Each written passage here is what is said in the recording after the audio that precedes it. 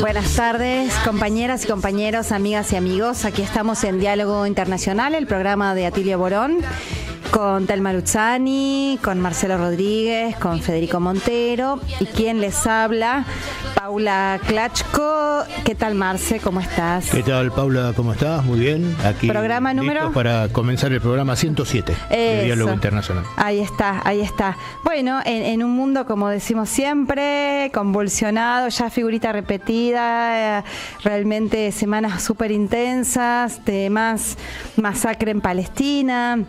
Pero de lucha también, de lucha en Argentina. Ustedes saben, queridas y queridos oyentes, que este es un programa coproducido por la UNDAB, la Universidad Nacional de Avellaneda, la radio de la UNDAB, y por supuesto donde estamos aquí en este maravilloso estudio, la radio de las Madres de Plaza de Mayo, AM 530, Somos Radio. Y decimos con más orgullo que nunca, ¿no?, que este es un programa que pertenece a una universidad pública, que esta semana y hace rato, pero particularmente se intensificó la lucha, las tomas en decenas de facultades a lo largo de todo el país frente a este atropello gigantesco que este presidente nos hace sobre un derecho adquirido hace, no sé, muchas décadas, ¿no?, desde la fundación del propio Estado argentino, y además una universidad democrática, la lucha que ganamos en 1918 con la reforma universitaria, después en el 1949 con la gratuidad, una universidad de calidad, de excelencia, popular, y que además durante el gobierno de Cristina Kirchner se duplicó la cantidad, ¿no? Sí, no quedó ninguna provincia que no tenga una universidad nacional, ¿no? Es impresionante. Una expansión muy grande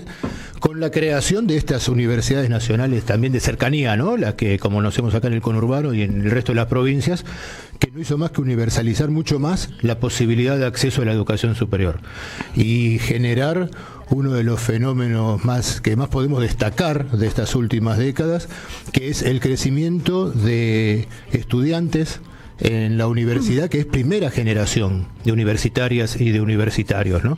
Y todo eso es lo que está queriendo barrer el gobierno de Javier Milei en uno de los ataques más fuertes que nosotros, que tenemos larga historia en la universidad, ya de la militancia estudiantil, etcétera. Uno de los ataques más fuertes que está sufriendo el sistema educativo en la universidad y el sistema educativo en general, ¿no? Claro. Porque hay un foco en la universidad que nosotros trabajamos en su defensa todo el tiempo, pero es un ataque que va hacia todo el sistema educativo público, gratuito y de calidad que existe en la Argentina, lo mismo que está haciendo en el sector salud, ¿no? Es un desmantelamiento de derechos adquiridos a través de muchas luchas también, y sostenidos a través de muchas luchas, que se está llevando adelante de una forma brutal. Y como vos bien decís, Paula, hay que remarcar que gracias a la universidad pública se han dado enormes avances científicos, técnicos en este país. Y cosas como esta, aunque sea un ejemplo chiquitito, programas como este que intentan difundir y poner en debate temas que en otros sectores hegemónicos de la comunicación quizás seguramente no se le da tanta importancia, también surge de iniciativas de la universidad y de la educación pública. Así es, y qué importante todo lo que estás diciendo, Marce. Bueno, con Marce nos conocemos desde allá, desde las luchas que ahora, nos trae todas andamos con el déjà vu, los que participamos de las luchas en los 90s en defensa de la universidad pública, contra la ley de educación superior. Con Marce justamente nos conocemos de la Facultad de Ciencias Sociales de la UBA, que fue un semillero también para otras muchísimas luchas. Y ahora, realmente también esta semana, las que pudimos presenciar, participar de asambleas universitarias, yo particularmente, especialmente en mi otra universidad amada, que es la Universidad Nacional de José C. Paz, en donde, como dice Marce, yo me atrevería a decir que el 99,9% son realmente primera generación de estudiantes en sus respectivas familias, con gente que viene muy de abajo, con muchísimo esfuerzo. Era muy conmovedor escuchar los testimonios, Marce, de todas las que pasaban a hablar, y todos, porque antes de dar su alegato y sus propuestas para la defensa defensa concreta de la universidad pública, todas sentían la necesidad de contar de dónde venían y rescatar ese origen absolutamente humilde. Muchos decían, vengo de la extrema pobreza, otros decían, mi papá y mi mamá trabajaban de vendedores ambulantes acá en la estación y yo estoy pudiendo estudiar. Así que esto de la defensa de la universidad les atraviesa la vida, el cuerpo, atraviesa los territorios, es realmente... Y refutar rotundamente uno de los caballitos de batalla del presidente que dice que la universidad pública solo van los ricos. Terrible, ¿no? Es una estupidez. Realmente es una cosa que no se puede creer, el nivel además de falta de argumentación que tienen. Es muy difícil argumentar contra la educación pública, pero a pesar de eso no es muy ridículo todo lo que se está diciendo, la cantidad de mentiras con respecto a las auditorías. Que ya están auditadas, ¿no? Ya están auditadas las universidades, además del presupuesto universitario, más del 80% de sueldos. Claro. O sea, habría que auditar lo que queda de un 15% que se utiliza en gastos, que cuando vos le sacás los servicios y un montón de cosas, está tan bajo el presupuesto universitario que una vez que vos sacás los gastos de mantenimiento y los sueldos, mucho para auditar no te queda tampoco.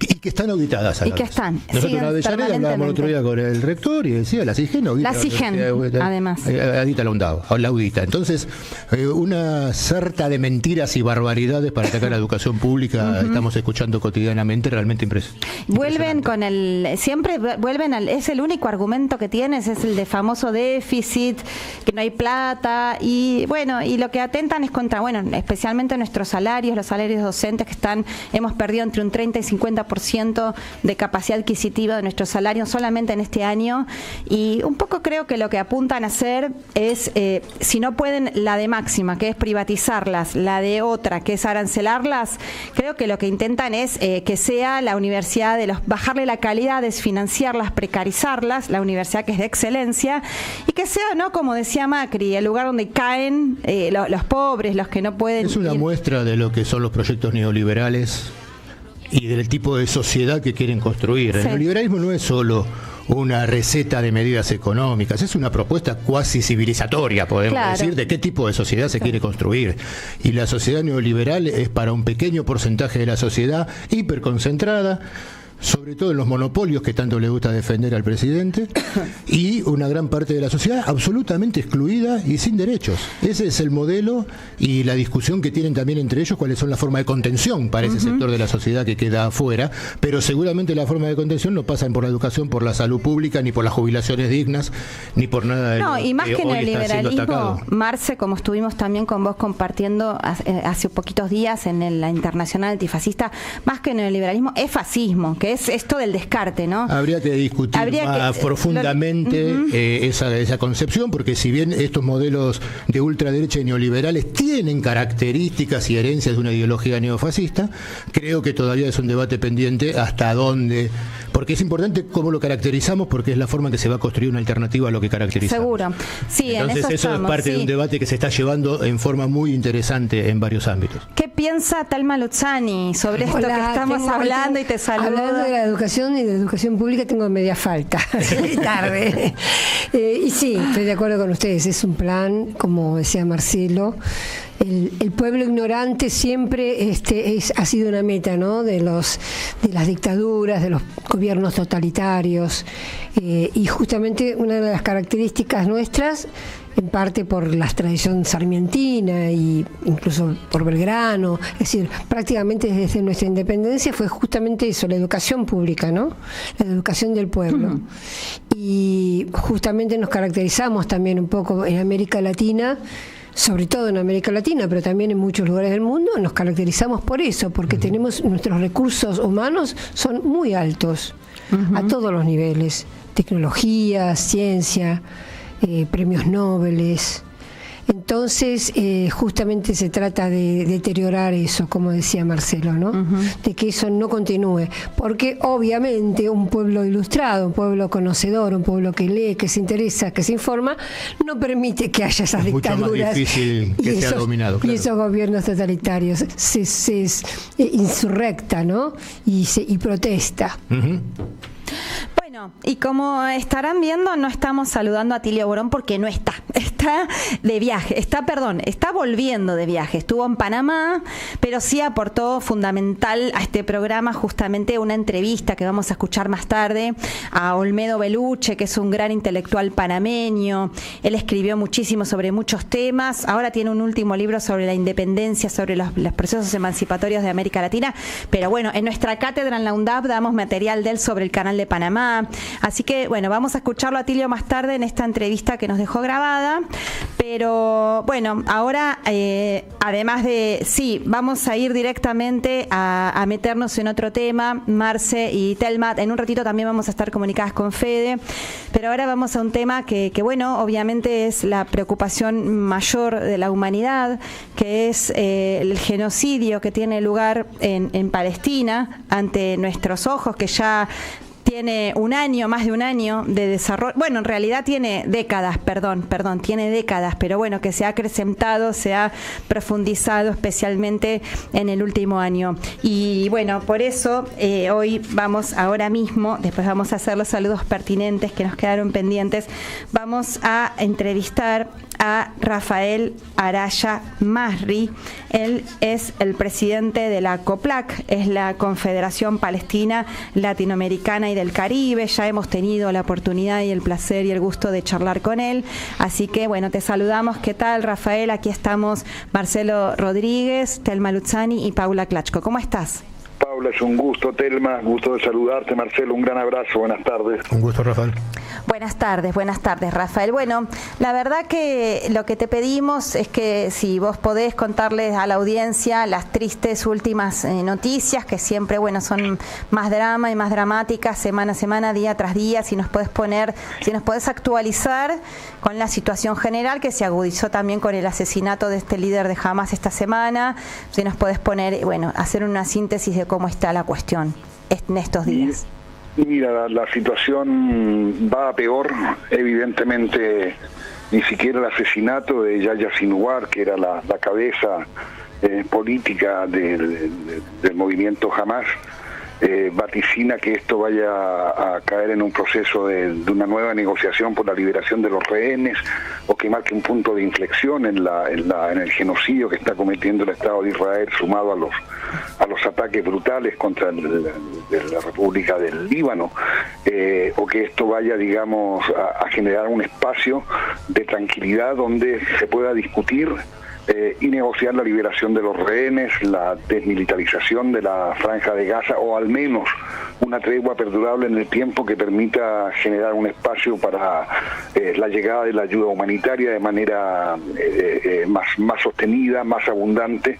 Recordemos que incluso el Departamento de Estado norteamericano, en una carta firmada por Blinken y por Austin, el jefe del Pentágono, entre comillas, amenazaron a Israel con que si esta ayuda humanitaria, digamos, en el transcurso de los próximos 30 días no tenía un aceleramiento y una intensidad suficientemente aceptable para ir en ayuda de todos los desamparados y refugiados que han sido expulsados de sus hogares, que a su vez han sido destruidos, Estados Unidos, en teoría, suspendería la ayuda militar, o parte importante de la ayuda militar a Israel, en lo que se transforma también en la primera advertencia de una medida coercitiva hacia el Estado de Israel, que depende en un 80% de la ayuda militar norteamericana y del abastecimiento y provisión de armas y sistemas de armas por parte del Estado de Israel. Recordemos que también Estados Unidos ha hecho llegar los sistemas THAAD, que son sistemas de misiles para interceptar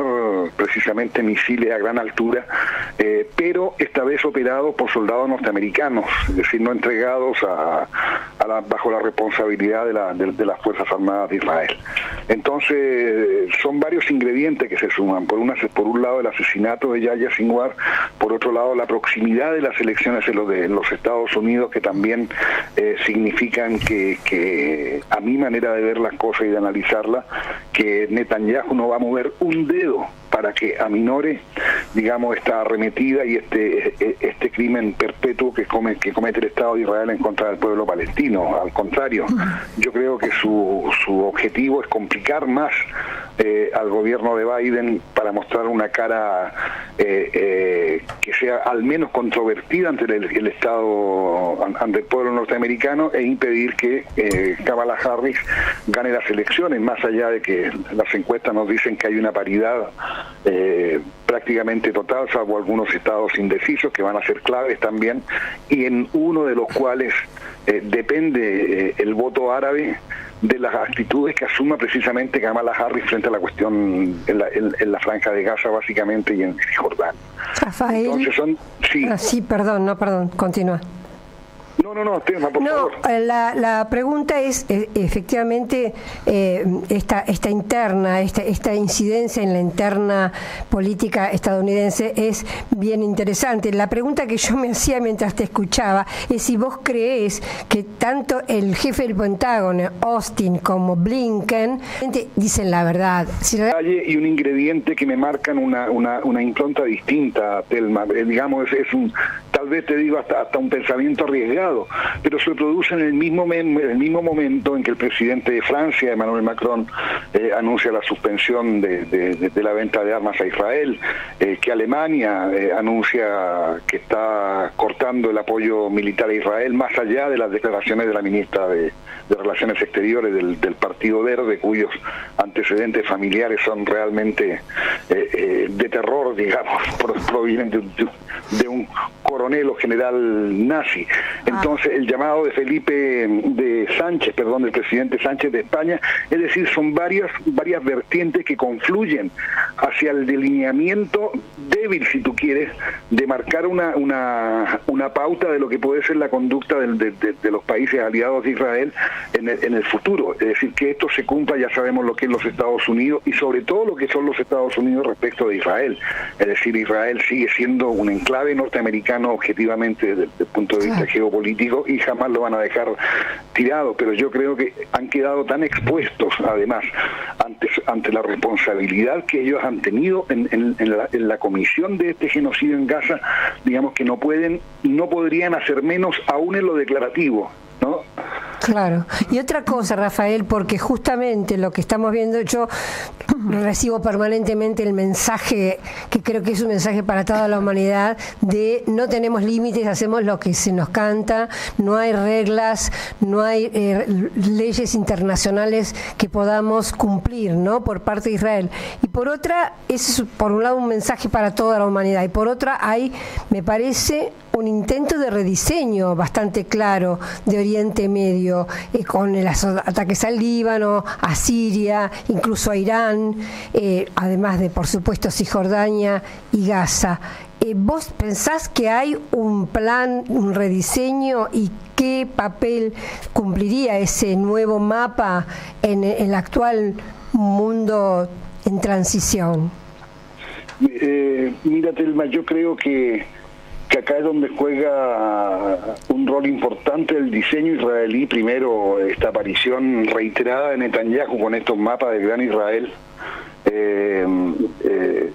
tanto desde el año pasado en la ONU, donde presenta este mapa con este gran gasoducto que viene desde Emiratos Árabes y desemboca en la Franja de Gaza, que es otro de los motivos por los que muchos países europeos digamos, tampoco toman medidas coercitivas contra el Estado de Israel, porque la gran posibilidad que tienen para abastecerse de gas es la explotación de los yacimientos petrolíferos palestinos en Gaza Marín, los yacimientos petrolíferos palestinos, para que Israel se transforme en el reemplazo de la pérdida de abastecimiento del gas ruso.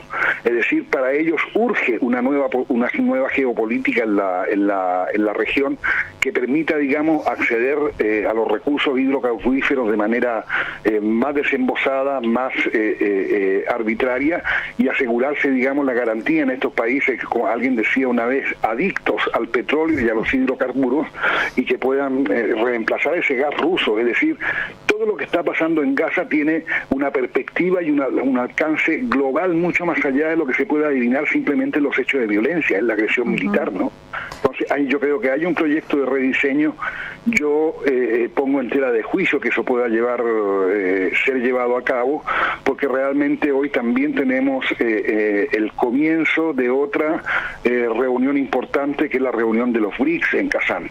Es decir, donde comienza a fortalecerse una nueva un nuevo diseño, digamos, multipolar para el mundo, que a estas alturas tiene más Producto Interno Bruto que el grupo de los 7 o que el G20. De eso entonces, justamente nos va a hablar Marcelo Rodríguez en un rato. Sí, perfecto. No le avanzo sobre no hay problema, Rafael.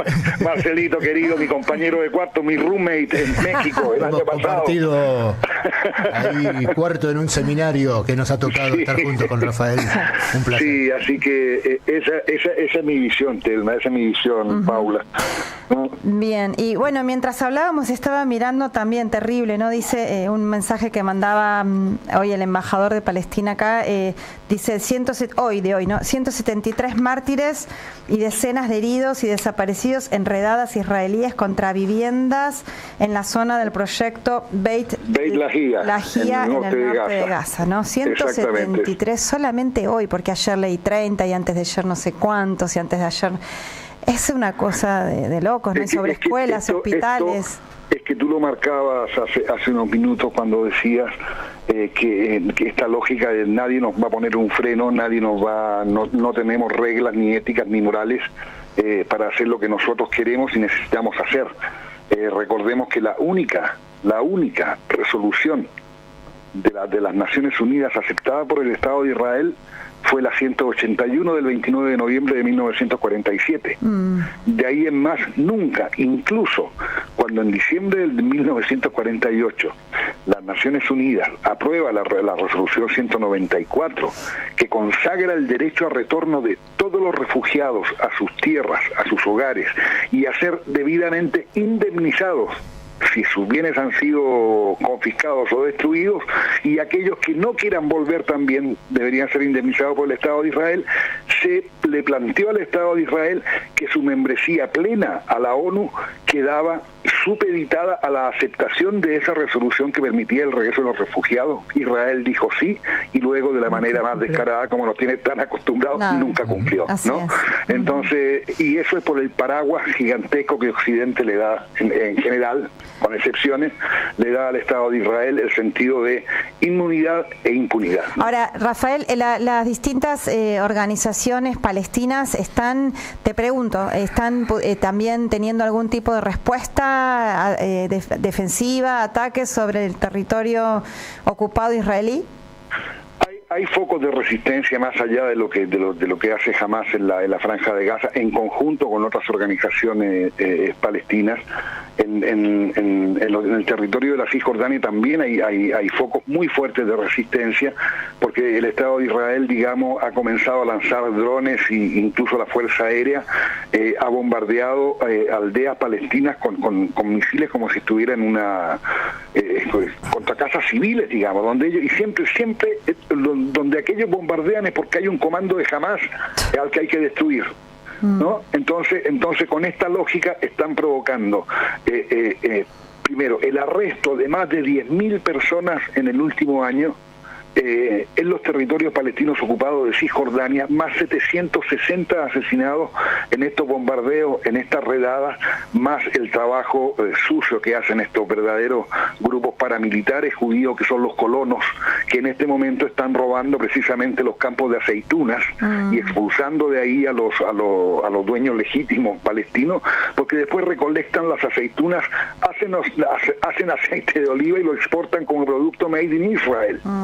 Entonces, si no existe ni siquiera la legislación que se ha planteado en varios países que la están aplicando, pero no es la mayoría, lamentablemente, de obligar a etiquetar y a declarar el origen de los productos del Estado de Israel, porque recordemos que el Estado de Israel goza en la Unión Europea de arancelamientos específicos respecto a sus exportaciones a Europa por el tratado comercial que existe entre Israel y la Unión Europea, ¿no? Que también existe entre el Mercosur y el Estado de Israel, dicho sea de paso. Entonces, al amparo de esas alianzas, realmente Israel hace lo que se le da la gana. Bueno, te agradecemos, Rafael, una vez más por actualizarnos en este episodio tan horrible que vivimos, que vive la humanidad y que la verdad que deseamos que se acabe pronto. Así que estaremos, consultándote nuevamente uno de estos sábados y, gracias por estar en Diálogo Internacional. Para mí es un placer, Paula. Un gran abrazo para ustedes. Hasta la próxima. Hasta pronto. Bueno, muchas gracias. Estábamos charlando con Rafael Araya Masri, presidente de la COPLAC, la Confederación Palestina Latinoamericana y del Caribe. Y vamos a una tanda y enseguida volvemos con Diálogo Internacional.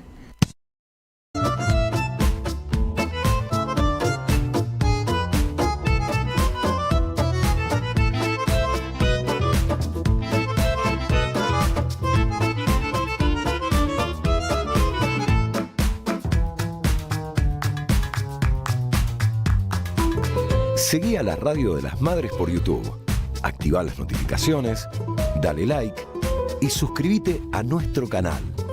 Somos Radio AM530. Construimos comunidad. Buscamos la verdad siempre.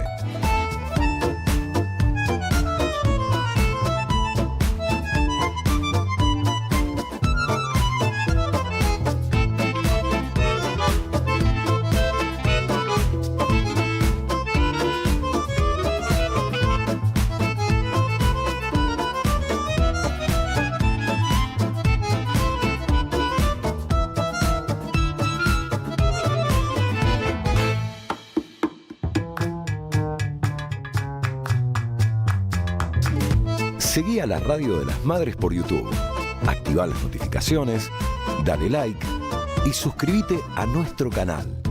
Somos Radio AM530. Construimos comunidad. Buscamos la verdad siempre.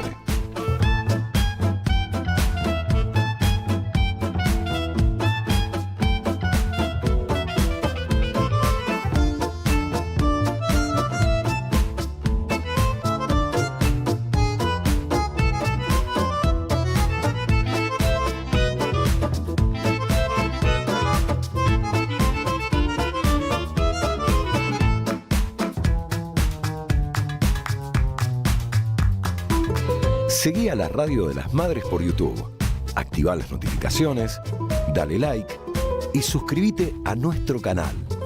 Somos Radio AM530. Construimos comunidad. Buscamos la verdad siempre.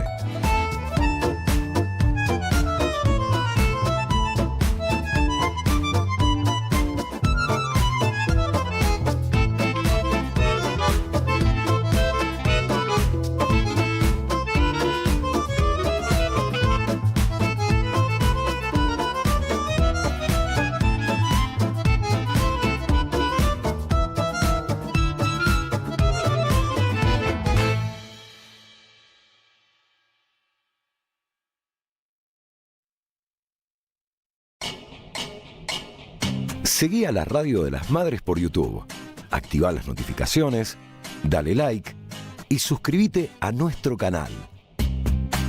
Somos Radio AM530. Construimos comunidad. Buscamos la verdad siempre.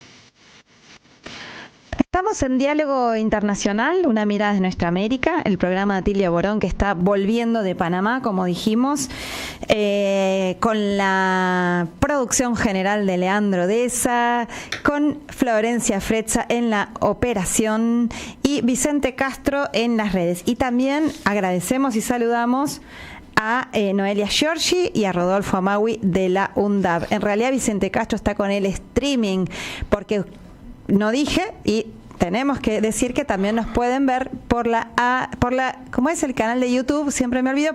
AM530 Somos Radio. Bien, así que ya saben que nos pueden escuchar por la AM530 o por la FM 90.7, que es la radio de la UNDAB, o por YouTube. Y queremos,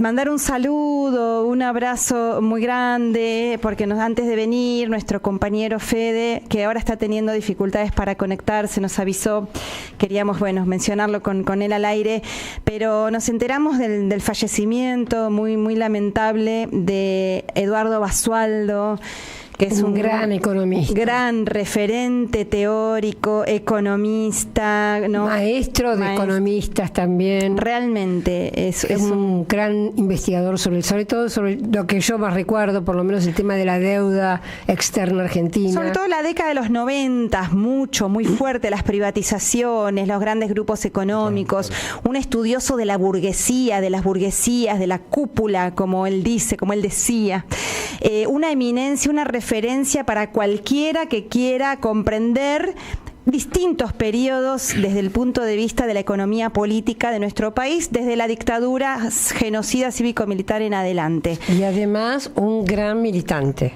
También. Un militante tuvo que exiliarse en México durante la dictadura porque fue perseguido, y siempre con una militancia a favor del pueblo irrestricta, ¿no? Sí, así que realmente nos quedamos azorados cuando nos pasaron esa noticia, porque es un gran referente que se nos va. Mandamos un abrazo muy grande desde aquí a sus hijos, a su hija Victoria, Federico, creo que también tiene otro hijo más, perdón. Son seis. Lola. Yo conozco Eduardo también, muchos, que es artista. Sí, yo los conozco a todos y la verdad que les mando un abrazo enorme. Mandamos ese abrazo. Ayer también perdimos a Ginés González García, otro militante enorme también de los proyectos populares y nacionales, así que vaya nuestro abrazo. Y y queremos también decirles, Marce, que vamos a estar sorteando también un libro. Sí, hoy tenemos, como todos los sábados, un libro para sortear. El libro del día de hoy es Trabajos, Cuerpos y Riesgos. Es una compilación que realizó Marta Panaya de distintos trabajos que analizan la problemática del trabajo en el sector informal, ¿no? Es realmente interesante esta compilación. Así que este libro compilado por Marta Panaya, Trabajos, Cuerpos y Riesgos, todos quienes quieran participar por el sorteo se conectan con nosotros por WhatsApp al 11 3200 0530. Pongan, a veces no nos aparece quiénes son, entonces le pedimos que firmen, que pongan de qué barrio, el nombre y de qué barrio, así nos es más fácil a nosotros identificarlos. Y como siempre, quien sea el ganador o la ganadora del libro lo va a poder pasar a retirar la semana que viene por Librería Badaraco, Avenida Entre Ríos 921, Ciudad de Buenos Aires. Así es.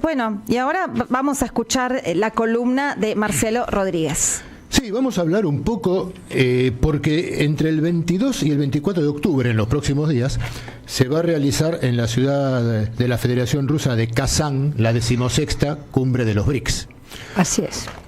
Que esta es la primera cumbre que se celebra después de la expansión de los BRICS, o sea, después de que se sumaron nuevos miembros al BRICS, cosa de la que hemos hablado largamente aquí en el programa, ¿no?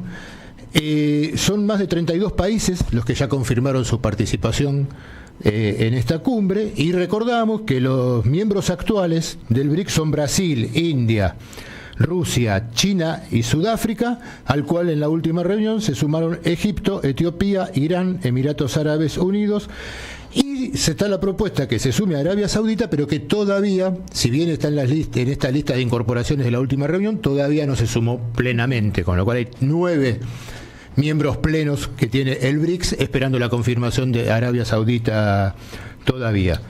Como siempre que hablamos del tema, nos parece que es interesante algo que decía Rafael Lanaya recién cuando hacíamos la nota, ¿no? Recordar que los BRICS representan el 34% del territorio mundial, el 45,2% de la población, o sea, hay unos 3.500 millones de personas que viven va en los países del BRICS, el 36,7% del PBI mundial en cuanto a la paridad de poder adquisitivo, y en su conjunto tiene una economía de 28,5 billones de dólares, que es más o menos el 28% de la economía mundial.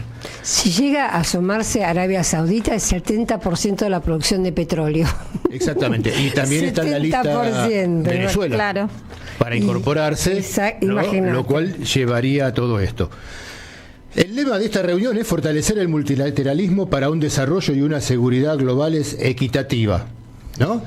Pero acá empiezan a aparecer algunos temas que generan algunas dudas sobre el desarrollo futuro del BRICS. No que los BRICS no van a seguir avanzando, sino los tiempos en los que todo esto se puede seguir dando. En un momento parecía, y lo hablábamos acá, que esto iba a ser una constante incorporación de países a los BRICS y un crecimiento cada vez más fuerte en su influencia en el mundo. Pero lo que se está viendo en estos últimos meses, sobre todo, es que la situación crítica mundial, con los conflictos bélicos que existen, de los cuales estamos hablando, etcétera, la asimetría entre los países integrantes del BRICS y hasta muchos objetivos distintos también, o sea, más allá que acuerden ser un espacio común de colaboración, etcétera, etcétera, y llevar muchos proyectos de conjunto, no tienen todos los países integrantes del BRICS los mismos proyectos estratégicos y la misma mirada de la construcción hacia futuro. Y a medida que se incorporan más miembros, esto también genera, ¿no?, una complejidad. De hecho, los 5 primeros, por ejemplo, tenemos un Narendra Modi que es de ultraderecha. Absolutamente. El primer ministro de la India, me refiero. Exacto. En un momento estuvo Lula y en otro momento estuvo Bolsonaro. O sea que ciertamente no tienen homogeneidad. No hay homogeneidad. Pero como vos decís, efectivamente, cuanto más se suman, más aumenta esa heterogeneidad. Aumenta tanto la potencialidad de lo que pueden ser los BRICS en un nuevo orden mundial y en este multilateralismo que estamos viendo, esa potencialidad también como la complejidad para llegar a acuerdos en determinados temas. Por ejemplo, algo que también hemos hablado mucho acá, que es el tema de la paulatina desdolarización de la economía mundial. No todos los países están en condiciones de llevar adelante un proceso de desdolarización al mismo ritmo. Exacto. que buscan imponer otros, ¿no? China y Rusia se encuentran más proclives. Rusia se encuentra obligados, y sobre todo Rusia obligado a ampliar los BRICS y a tener más. Pero por ejemplo India es mucho más, India y Sudáfrica son mucho más cautas en el crecimiento de este espacio. Son 34 países los que han solicitado el ingreso a los BRICS. Impactante. Hasta ahora, es realmente un montón. Entonces lo que se está poniendo en marcha es un mecanismo que se llama BRICS Outreach, que es una suerte de un espacio de colaboración entre los países del BRICS y todos aquellos que aspiran, ¿no? Es como una sala de espera al ingreso de los BRICS, digamos, en el cual van a empezar a tener reuniones sobre distintos temas, pero que no implica la asociación directa al espacio de los BRICS, como para ir generando mejores condiciones para cuando esto se dé. Marcelo, lo que hizo Argentina les debe haber causado un poquito de escozor, porque prácticamente estábamos adentro hasta el 10 de diciembre y de repente, ¡puf! Es lo que hizo Argentina, son las dudas de Arabia Saudita por ingresar, cuando dijo que sí, y ahora lo está dudando, y varios idas y vueltas que están teniendo Argelia. Rusia invitó a Argelia a participar y Argelia dijo que no ayer. Es raro. ¿No? Hay idas y vueltas. Turquía quiere, pero Turquía es parte de la OTAN. Pero es parte de la OTAN. O sea, esas son las complejidades que hay que tener en cuenta al analizar a los BRICS. Porque yo creo que va a ser muy importante esta reunión que se va a dar en Kazán.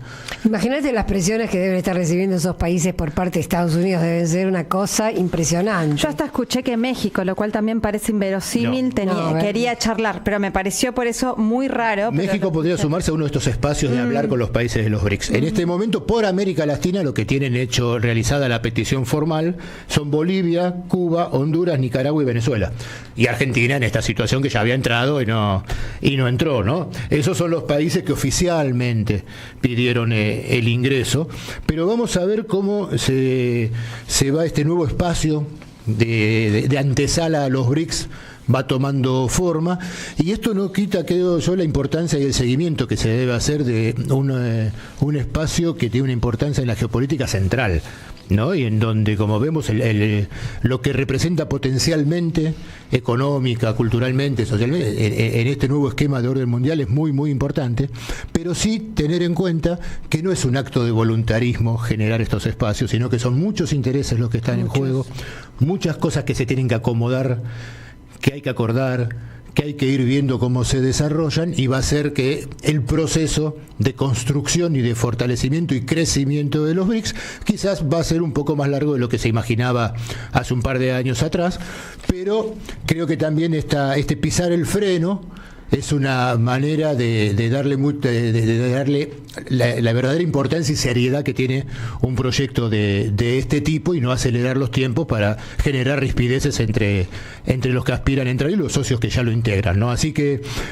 igualmente va a ser una de las en Rusia, en la Federación Rusa, dice que va a ser la reunión internacional más importante que se ha dado en la historia de ese país. Los preparativos son impresionantes, realmente.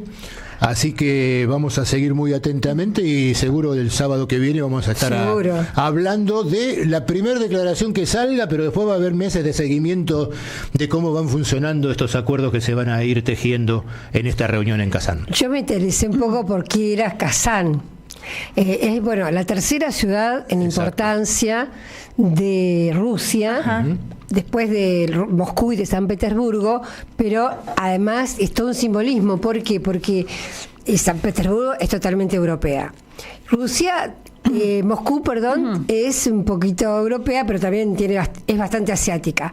Pero Kazán es totalmente asiática. Además, de hecho, todo esto me lo enteré hoy buscando, fue conquistada por Iván el Terrible en el 1550, y hoy día la mitad de la población es tártara. De hecho, es la capital de Tartarstán, y la otra mitad es rusa, y la mitad es musulmana, más de la mitad, el 51% es musulmán y el resto es ortodoxo.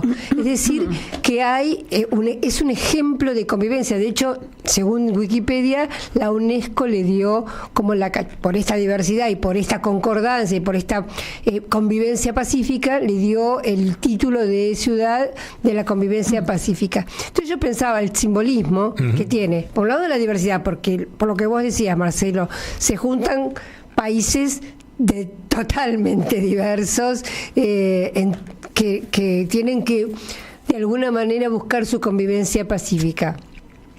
Está en Asia, es decir, está dando preeminencia a esto que nosotros hablamos, la declinación de Occidente y una nueva emergencia de una parte del mundo que hasta hace unas décadas atrás, estaba, digamos, como marginal. Y por otro lado, que sea una ciudad rusa, y se pasa, en uno de los actos, en el último, supongo yo, el presidente Vladimir Putin le va a pasar en la presidencia pro tempore a Lula, a Brasil. Así es. Por lo tanto, también me parece que es todo una señal de lo que ellos llaman ahora, que yo no conocía el término, el este global o el oriente global al sur global, ¿no? Así que me parece que además es una cumbre llena de significaciones y de simbolismos que veremos como si prospera o no, cuánto prospera o cuánto no, pero que llena de expectativas a gran parte del mundo. El tema de la reunión del último día, que es esta reunión ampliada de los BRICS, es los BRICS y el sur global. Ese es el título que tiene la última sesión que va a ser del día 24. Así que le están dando, como bien decís, Telma, muchísima importancia a esto, y generando los espacios para que estos diálogos se puedan desarrollar y ver cuáles son los tiempos y los ritmos de que se van a ir avanzando en estos acuerdos, ¿no? Bueno, y ahora vamos a seguir con temas geopolíticos, pero desde otro ángulo. Telma Luzani y el análisis del escenario mundial en Diálogo Internacional.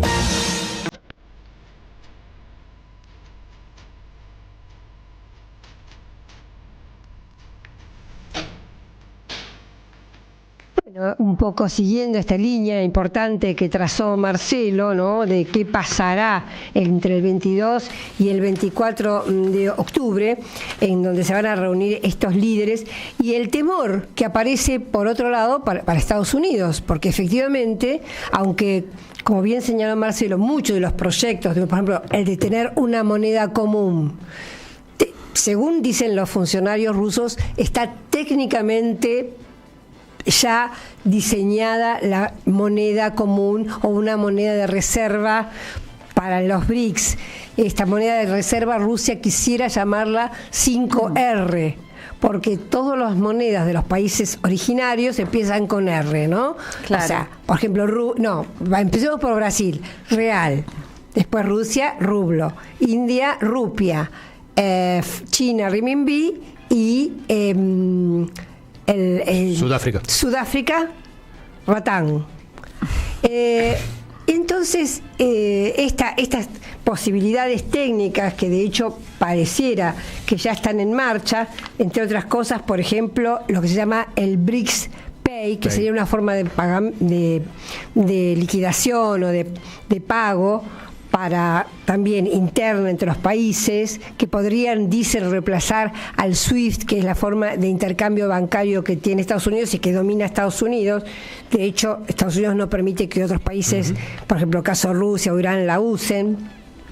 A mí me pasa, yo hago colaboraciones a veces con Rusia y no puedo cobrar la colaboración porque no permite que haya parte del bloqueo, envío del dinero, claro. También el puente, el bridge BRICS, que es el puente BRICS, que también es algo similar entre los países. Bueno, hay varias propuestas que vamos a ver si prosperan o no.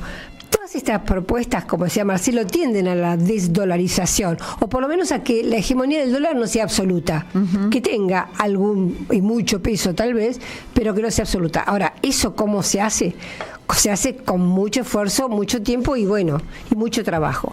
No obstante, y acá viene el punto central de la columna, Estados Unidos está muy preocupado. No es casualidad que pocos días antes de esta cumbre, el 1 de octubre concretamente, en una revista política muy famosa que se llama Foreign Affairs, una revista política que lee todo el mundo interesado en la política internacional, la tiene que consultar, el canciller Antony Blinken escribió un artículo que se llama Reconstruyendo el liderazgo para un nuevo mundo. Es decir, la idea ya de reconstrucción implica la pérdida, implica una pérdida de territorio. Estados Unidos hasta hace poco nunca iba a admitir que había perdido espacio. De hecho, yo recuerdo cuando cayó la Unión Soviética y cuando termina el mundo bipolar, en la consigna o el proyecto era el proyecto para un nuevo siglo americano. Todo el siglo XXI iba a ser para Estados Unidos. Ahora ya lo piensan desde la reconstrucción del liderazgo para un nuevo mundo, o sea que admiten que lo han perdido y que va a haber uno nuevo. Claro. Y dice, leo textual porque me parece que las palabras son muy importantes. Dice, se está librando una feroz competencia para definir una nueva era en los asuntos internacionales. Esto escribe Blinken, o sea que admite que está ya en marcha un nuevo orden o una nueva era, le dice él. Habla de 4 países, por supuesto, Rusia, y entre paréntesis pone con sus socios Corea del Norte e Irán y China.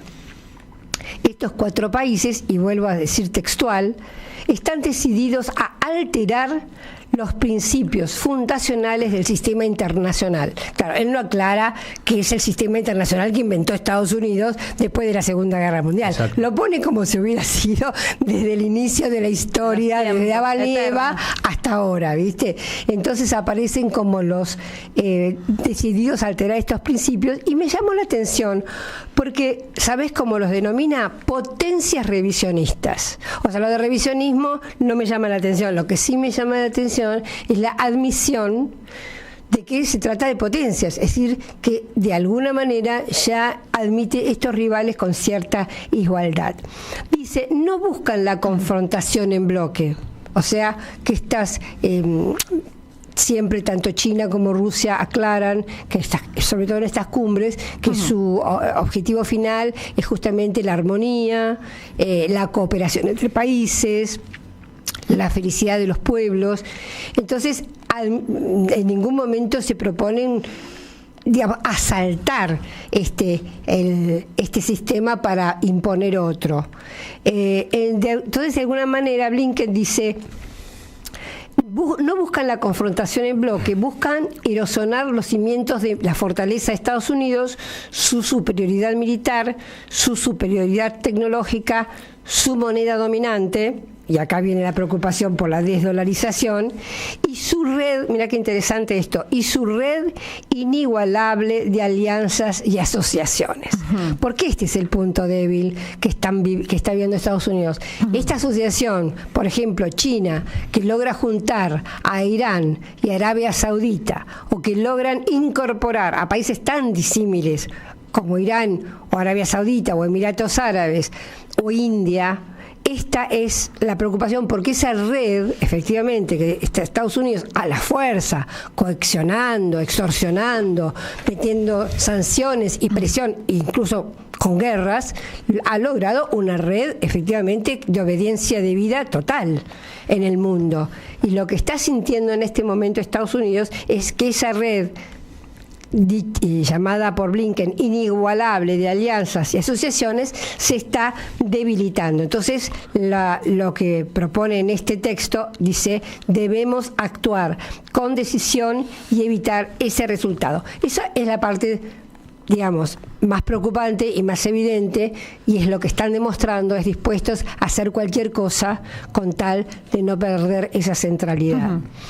Y dos cositas más para terminar la columna. Me llamó la atención que también esto, porque los dichos de Blinken hablan de la Casa Blanca, hablan de la institucionalidad, pero también el Deep State, como se le llama, el Estado profundo, también ha mostrado su preocupación. En este caso yo encontré una cita de BlackRock, que ustedes saben, es un hiperconglomerado inversionista que tiene una pata puesta en todos lados, en alimentos, en fabricación de armas, en todos lados. Hasta el Mercado Libre, el Mercado Libre de acá leí que estaban. Exacto.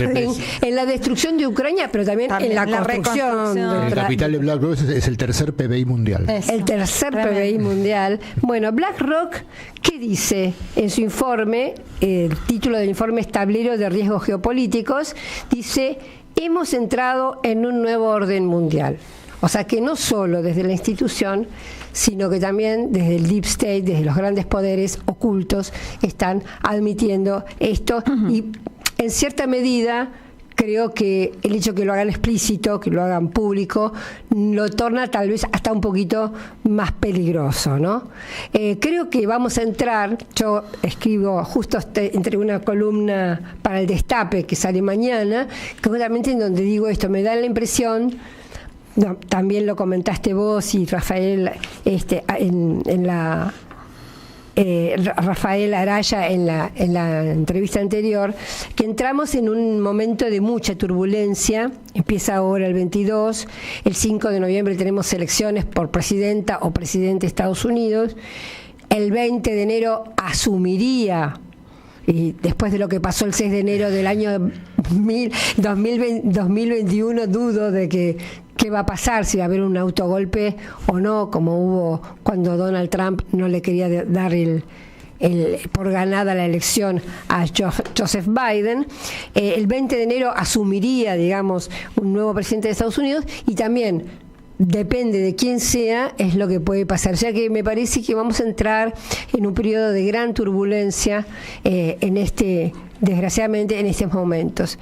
Nada, y para terminar, algo que me sembró de mucha preocupación cuando estaba leyendo lo de las monedas, la posible moneda de referencia de los BRICS, de los nuevos BRICS, leí que había un 40% va a estar respaldada por oro o por recursos naturales, petróleo, por ejemplo, para que no sea, viste, ficticio como el dólar, que está respaldado por papelitos. Esto va a estar respaldado por bienes. Dólar o recursos naturales, y el 60% por una canasta de monedas de los mismos países que integran los BRICS.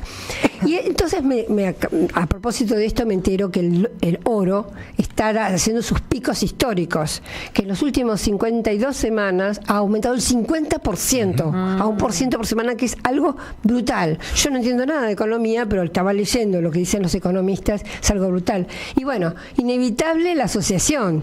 ¿Qué ha hecho nuestro presidente? ¿Qué ha hecho nuestro presidente deshaciéndose del oro en momentos en que justamente valoriza el respaldo que nosotros podíamos tener? Tremendo. Y lo digo porque justamente un artículo del Jerusalem Post que estaba leyendo indicaba la pregunta que se hacía, era muy complejo, pero la pregunta era: ¿está Occidente, ellos poniéndose del lado de Occidente, ¿no? Israel poniéndose del lado de Occidente, está en capacidad Occidente de juntar tanto oro como es el necesario al lado de lo que está haciendo en los BRICS, con no solo la compra de oro por parte de China y de India, sino por la cantidad de oro que tiene Rusia? Entonces, de repente, Occidente se está preguntando, ¿podremos tener el oro suficiente? Y nosotros regalando que el oro. Además ya dicen que es posible de ser embargado. El oro argentino en Londres, ya lo dicen abiertamente, ¿no? El oro en Londres, que ya también sabemos y contamos acá múltiples veces, que el oro venezolano en Londres lo han robado, así que es muy grave, es muy grave. Me quedé pensando en esto que decías de las potencias revisionistas, que así las llamó Blinken a Irán, a Rusia, a China y Corea del Norte. Qué suave, porque antes le decían potencias, qué sé yo, autoritarias, no sé, me sonó suave. Sí, el eje del mal. El eje del mal, ¿no? Y acá Ricardo de Belgrano nos aporta un dato de color, Telma, lo que vos decías de Kazán. Dice que Lenin estudió un tiempo en la Facultad de Derecho de la Universidad de Kazán, y luego en San Petersburgo. Así que nuestros oyentes aportan. Me encantaría conocer Kazán. Bueno, enseguida venimos con Diálogo Internacional. No se vayan. Somos Radio.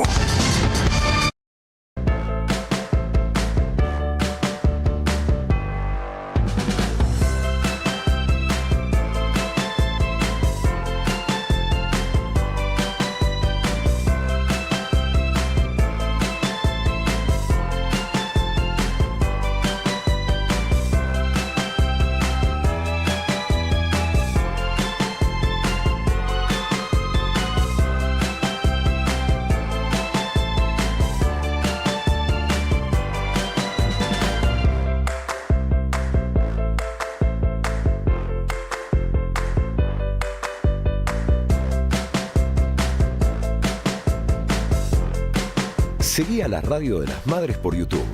Activá las notificaciones, dale like y suscríbete a nuestro canal. Somos Radio AM530. Construimos comunidad. Buscamos la verdad siempre.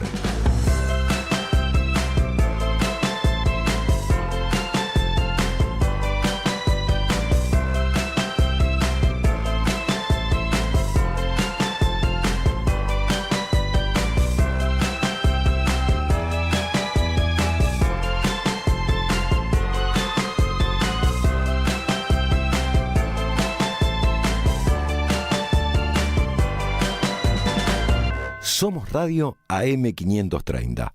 Construimos comunidad. Buscamos la verdad siempre.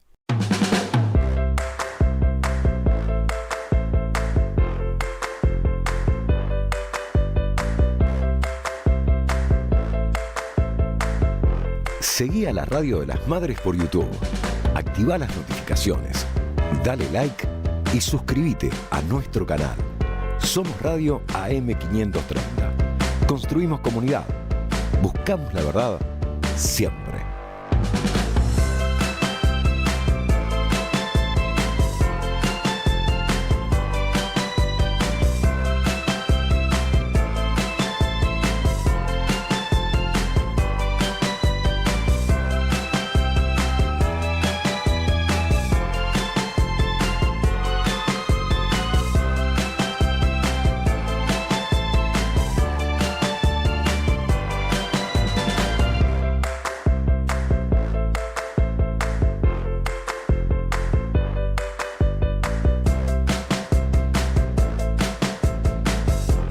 Seguí a la Radio de las Madres por YouTube.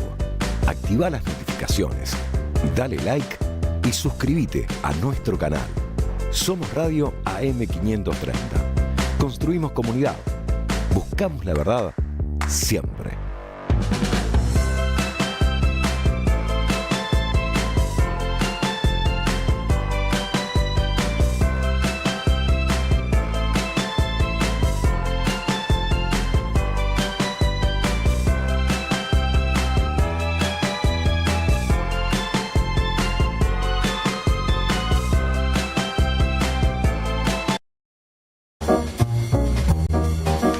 Seguimos en Diálogo Internacional, una mirada de nuestra América. Y bueno, y ahora nos vamos a meter con temas no de la coyuntura, de lo urgente, pero sí de lo importante, de lo estratégico, que tiene que ver con analizar al capitalismo, especialmente lo que algunos denominan como la nueva fase del capitalismo digital. Y para eso, justamente, estamos comunicadas con el autor de un libro que sorteamos hace algunos sábados atrás, que es realmente un aporte muy valioso, una herramienta muy importante, que además es fruto de todo un trabajo colectivo inmenso, que el libro se llama Nueva Fase, Trabajo, Valor y Tiempo Disponible en el Capitalismo del Siglo XXI. Y el autor es Lucas Aguilera. Lucas Aguilera es militante, es magíster de Flaxo y participa en Nodal, la agencia de noticias de América Latina. Así que estamos acá ya conectadas con Lucas. Acá te saludamos Telma Luzzani, Marcelo Rodríguez, creo que también está conectado por ahí Federico Montero y Paula Klachko. ¿Cómo estás, Lucas? ¿Qué tal?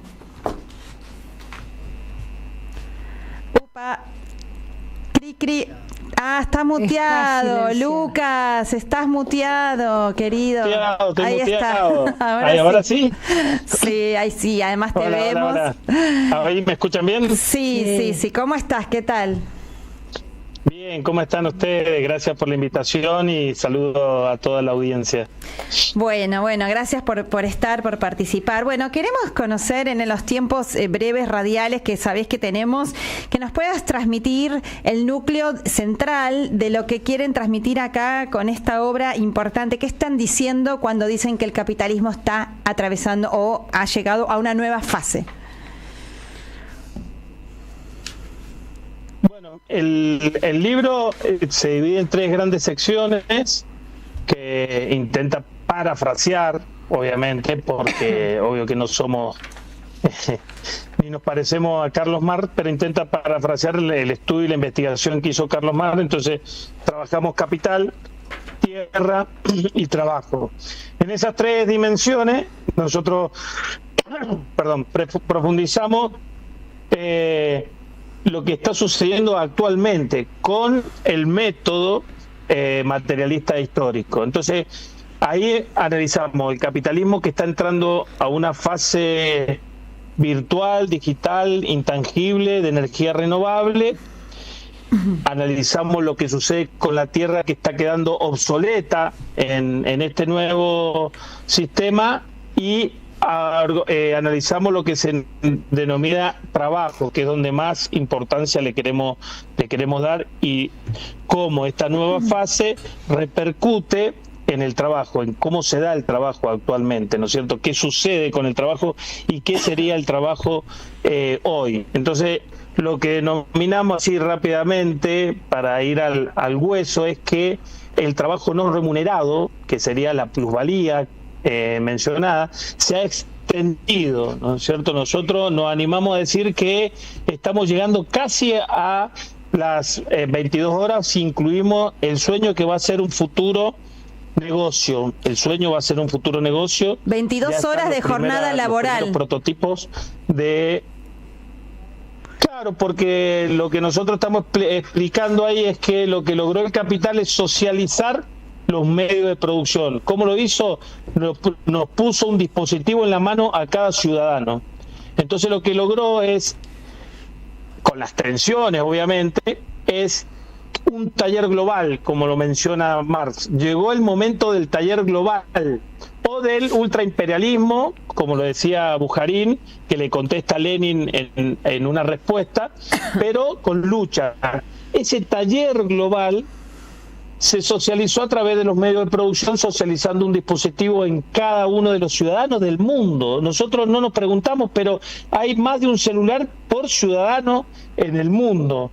Hay 8 horas promedio, ¿no es cierto?, entre 6 y 8 horas según la zona y según la región, que pasa un ciudadano en Internet. Entonces, son preguntas que nosotros nos tenemos que hacer de las nuevas fábricas que aparecen, ¿no es cierto? Entonces, ese taller global, lo que hace el capital para extraerte esa plusvalía es, vos metete en el ámbito de Internet, en el ámbito de los dispositivos, vos conectate ahí, que yo combino todo el movimiento que todo el mundo hace, lo combino y hago parámetros de comportamiento. Entonces, a través de esos parámetros o esos promedios que genera, esos patrones que genera las tecnológicas, lo devuelven en medios de producción o en medios de consumo o en medios de control de comportamiento, que serían nuevas subjetividades. O sea, imagínate lo que es este sistema, que es el nuevo sistema que nosotros le denominamos la nueva fase, que es la fase de digitalización y virtualización. O sea, es un taller que combina, es una combinación. El ejemplo que quiero hacer para ser llano es lo siguiente. Yo voy a una estación de servicio, vamos a poner YPF, pago con la plata de YPF, y YPF me dice que yo hago 20% de descuento, me dice que tengo, ¿no es cierto? Sí. Entonces yo pago 30.000 y me descuentan, ponerle 4.000 y 5.000 me descuentan, ¿no es cierto? Esos 5.000 quedan en mi cuenta de YPF, pero le queda YPF. YPF tiene un promedio de 4 millones, 5 millones de afiliados, mal dicho, ¿no? Ponele que sea mirá lo que te voy a decir, 1.500.000 personas le haya quedado en la cuenta 5.000 pesos. 1.500 millones puede poner a funcionamiento YPF. 1.500 millones tiene a disposición YPF para hacer circular y hacer negocio y hacer bicicleta financiera. Imagínate que te estoy hablando de YPF. Imagínate lo que hace Mercado Libre.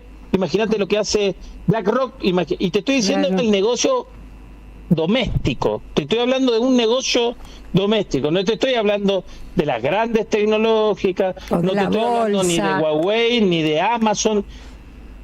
Te estoy hablando de una simple plataforma que se llama YPF, que es nacional y que lo controla alguien que seguro que lo conocemos, que debe ser el director de YPF. Imagínate al nivel mayor. O sea, hay una combinación. Ahora se combina ya el individuo, no es trabajador-empleador. Se combina globalmente los 8.000 millones de habitantes o los que están conectados en ese tiempo. Entonces, todos los que tienen Samsung y trabajan y hacen un movimiento, porque el trabajo, lo que tenemos que discutir a fondo, los revolucionarios, es qué es el trabajo. Y el trabajo tiene un fin, y ese trabajo, cuando nosotros le ponemos un fin para satisfacer una necesidad, ¿no es cierto?, ese fin en el medio tiene también cosas que tenemos que mover. Vos te pones en movimiento para alcanzar ese fin. Cuando vos te pones en movimiento para alcanzar ese fin dentro de tu dispositivo, son parámetros, informaciones y datos que se van llevando, y ahí empieza la síntesis y el promedio de todos los que tienen Samsung, el promedio de todos los que tienen Amazon, el promedio. Entonces, el cerebro ya no es más el cerebro humano del intelecto general que decía Marx, sino que el intelecto general la tienen las tecnológicas.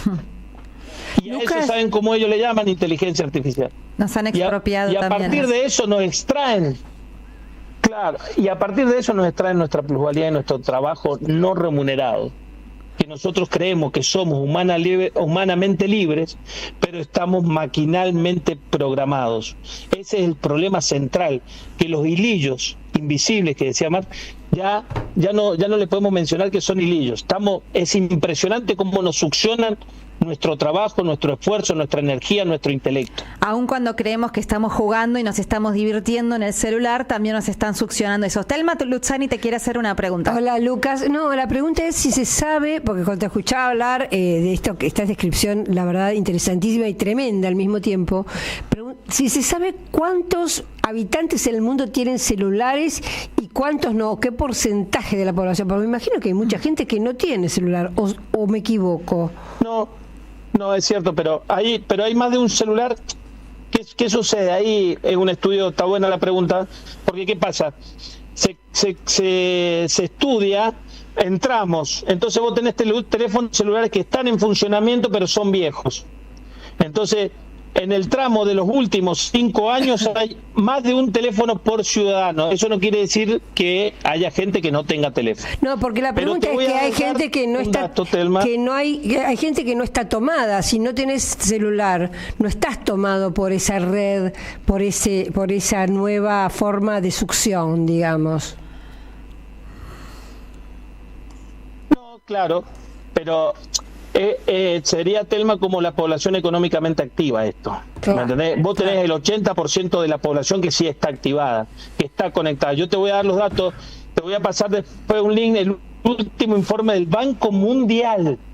El Banco Mundial, ¿sabés lo que dice? Que toda la parte de Norteamérica, el 92% de la ciudadanía norteamericana está conectada. Sí, eso sí, cuanto que más... En Europa el 95% de la ciudadanía está conectada. Y voy a ir a África para darte el dato de África. Del 35 al 60% de la población está conectada. O sea, vamos a suponer que vamos a tomar el dato del 35% de los que es la menor porción de los conectados. Es un 35% de la población del continente africano que vos le están succionando. Vos imaginate cuando esto evolucione. Te voy a dar un dato más, se viene el 6G. El 6G es 9.000 veces más rápido. Es 9.000 veces más rápido que el 5G. Y nosotros ahora nos estamos comunicando con el 4G, Telma. Sí. O sea, esto se va así, hablando mal y pronto, al carajo. O sea, vos imaginate que es 9.000 veces más rápido el 6G. Y estamos diciendo que en África el 35%, te voy a mandar el informe muy bueno, el último informe del Banco Mundial, que habla de los conectados, cuántos están conectados, quiénes controlan esa red. Es una locura lo que sucede. Vos imaginate que de la pandemia ahora, que nosotros ponemos la pandemia como la bisagra del cambio de fase, aumentaron todos los índices un 30%. Todas las empresas de primer nivel se están todas digitalizando. Todas están en proceso de digitalización. O sea, ¿qué quiere decir? Que van a pasar todo a un ámbito de las plataformas. Entonces vos el locus standi que decía Carlitos Marx, pasaste de la fábrica a ir a trabajar a la fábrica a trabajar en tu casa. Más aislados, más desconectados. Desconectados de posibilidad de agremiación. En mayor o menor medida, el capital te va a hacer conectar. Sí. Es así. Lucas, estamos hablando con Lucas Aguilera, el autor de Nueva Fase, un libro que realmente es muy interesante. Te hago esta pregunta y te pedimos muy cortito porque tenemos que se nos va el programa, una reflexión muy cortita. Lo hice con una velocidad. sí, realmente, bueno, dejaste expuesto un montón de asuntos nodales que dan ganas, invitan a leer tu libro, así que eso es lo importante, ¿no? Pero brevemente, lo que planteas es que lo que se acentúan las tendencias que ya fueron delineadas por Marx, Engels y muchos otros y otras estudiosos del capitalismo. Se acentúa la explotación, la superexplotación. Digo, no somos más libres, todo lo contrario. Entonces, un poco para terminar como de aclarar, no es que, y te lo pregunto, no es que estamos en un nuevo sistema, sino que es una aceleración, una profundización del capitalismo, a una nueva fase del capitalismo en todo caso, en donde, bueno, esta socialización de este medio de producción, el celular, no trae la felicidad para nada, sino todo lo contrario, más esclavización. Pero dejar en claro eso. Y que termines también con esta idea que ustedes han sintetizado de manera muy contundente, que es esta nueva aristocracia financiera y tecnológica. Bueno, Sí, claramente no es un sistema, esto no es posmarxismo ni posmodernismo, pareciera el discurso nuestro, pareciera, pero estamos explicando el nuevo sistema de explotación que Marx lo llama, que es lo que iba a venir el intelecto general. Ese intelecto general se la están apropiando las grandes tecnológicas que le llamamos, le hemos puesto el nombre, después yo no discuto, pueden ser élite, pueden ser corporaciones, todo eso, pero nosotros investigamos. Y claro, la diferencia entre aristocracia y oligarquía es que la aristocracia sí está en función de gobierno y nosotros creemos que Elon Musk, que Zuckerberg, que Jeff Bezos están en posición de gobierno. No como el gobierno que nosotros creemos, pero sí ellos tienen un orden, un nuevo orden que nos gobiernan y nos controlan. Bien. Y deciden nuestras subjetividades. Ese yo creo que es un Estado también. No es el Estado de la superestructura, pero sí es un nuevo orden que ellos implementaron y ellos gobiernan a través de esa nueva gobernanza más subjetiva, ¿no? Bien. Por eso le pusimos aristocracia. Nos llevó mucho debate de por qué nombrarlo aristocracia y no oligarquía. Sí, la oligarquía existe, que serían los directorios de esa tecnológica, que sería el peso de esa fuerza estructural, ¿no es cierto? Y la otra pregunta que me hacías es que, claro, primero aclarar que no estamos en contra de la tecnología. Nosotros lo que decimos es que sucede que se ha privatizado nuestro espacio común. La arena política, que esa que se denomina siempre, se ha privatizado. ¿Qué quiere decir? Mirá por dónde nosotros estamos debatiendo. Por un Zoom que es privado, no es del Estado. Mirá por dónde nosotros intercambiamos nuestra información y socializamos. Por WhatsApp. Sí. ¿Cómo? No, que el Zoom, por ejemplo, que está en Cuba no se puede usar, está bloqueado en Cuba o bueno, mismo... Claro, por eso, claro, exactamente. Nosotros transformamos nuestros espacios públicos donde habitábamos, donde intercambiábamos, que eran los clubes, la iglesia, el deporte, las unidades básicas, todo eso, y nuestro espacio ya pasó a ser privado. Socializamos a través del Facebook o del WhatsApp, nos intercambiamos información chusmeamos a través del WhatsApp, nos comunicamos a través del Zoom. Sí. O sea, todo nuestro mundo se privatizó. ¿Qué significa eso? Las grandes reglas que puso Lukács en algún momento. Se amplió la frontera con la naturaleza, o sea, la naturaleza está cada vez más lejos nuestro, o sea, se amplió la mediación, hay mucha más mediación entre la humanidad y la naturaleza, es gigantesca esa distancia que hay, es muy grande. ¿No es cierto? Sí, mira, te estás metiendo, Lucas querido, te estás metiendo. Y eso nos llevó a mayor explotación por la mayor... No te decía, sí. Que estamos con un poquito de delay, por eso, justamente con el Zoom que nos boicotea. Y no tenemos tiempo. No, te decía que te estás metiendo en otro tema apasionante que tiene todo que ver con lo que estás diciendo, que es la relación justamente cada vez más y de depredación distante y de depredación de la naturaleza. Pero sí, se nos fue el tiempo, así que, pero bueno, por lo menos tuvimos esta oportunidad de discutir dale. Y dejamos sembrado que vayan a conseguir tu libro y bueno, y aparte lo andás presentando por un montón de lados, así que no nos faltará el momento para seguir debatiendo. Te agradecemos muchísimo la presencia en Diálogo Internacional, Lucas Aguilera, un abrazo muy grande. No, gracias a ustedes, un saludo enorme y les felicito por el programa, ustedes también son un faro para nosotros, así que saludo a todos los compañeros y compañeras. Muchas gracias. Y a la audiencia. Muchas gracias. Descifrar el mundo de hoy para anticiparse al mañana.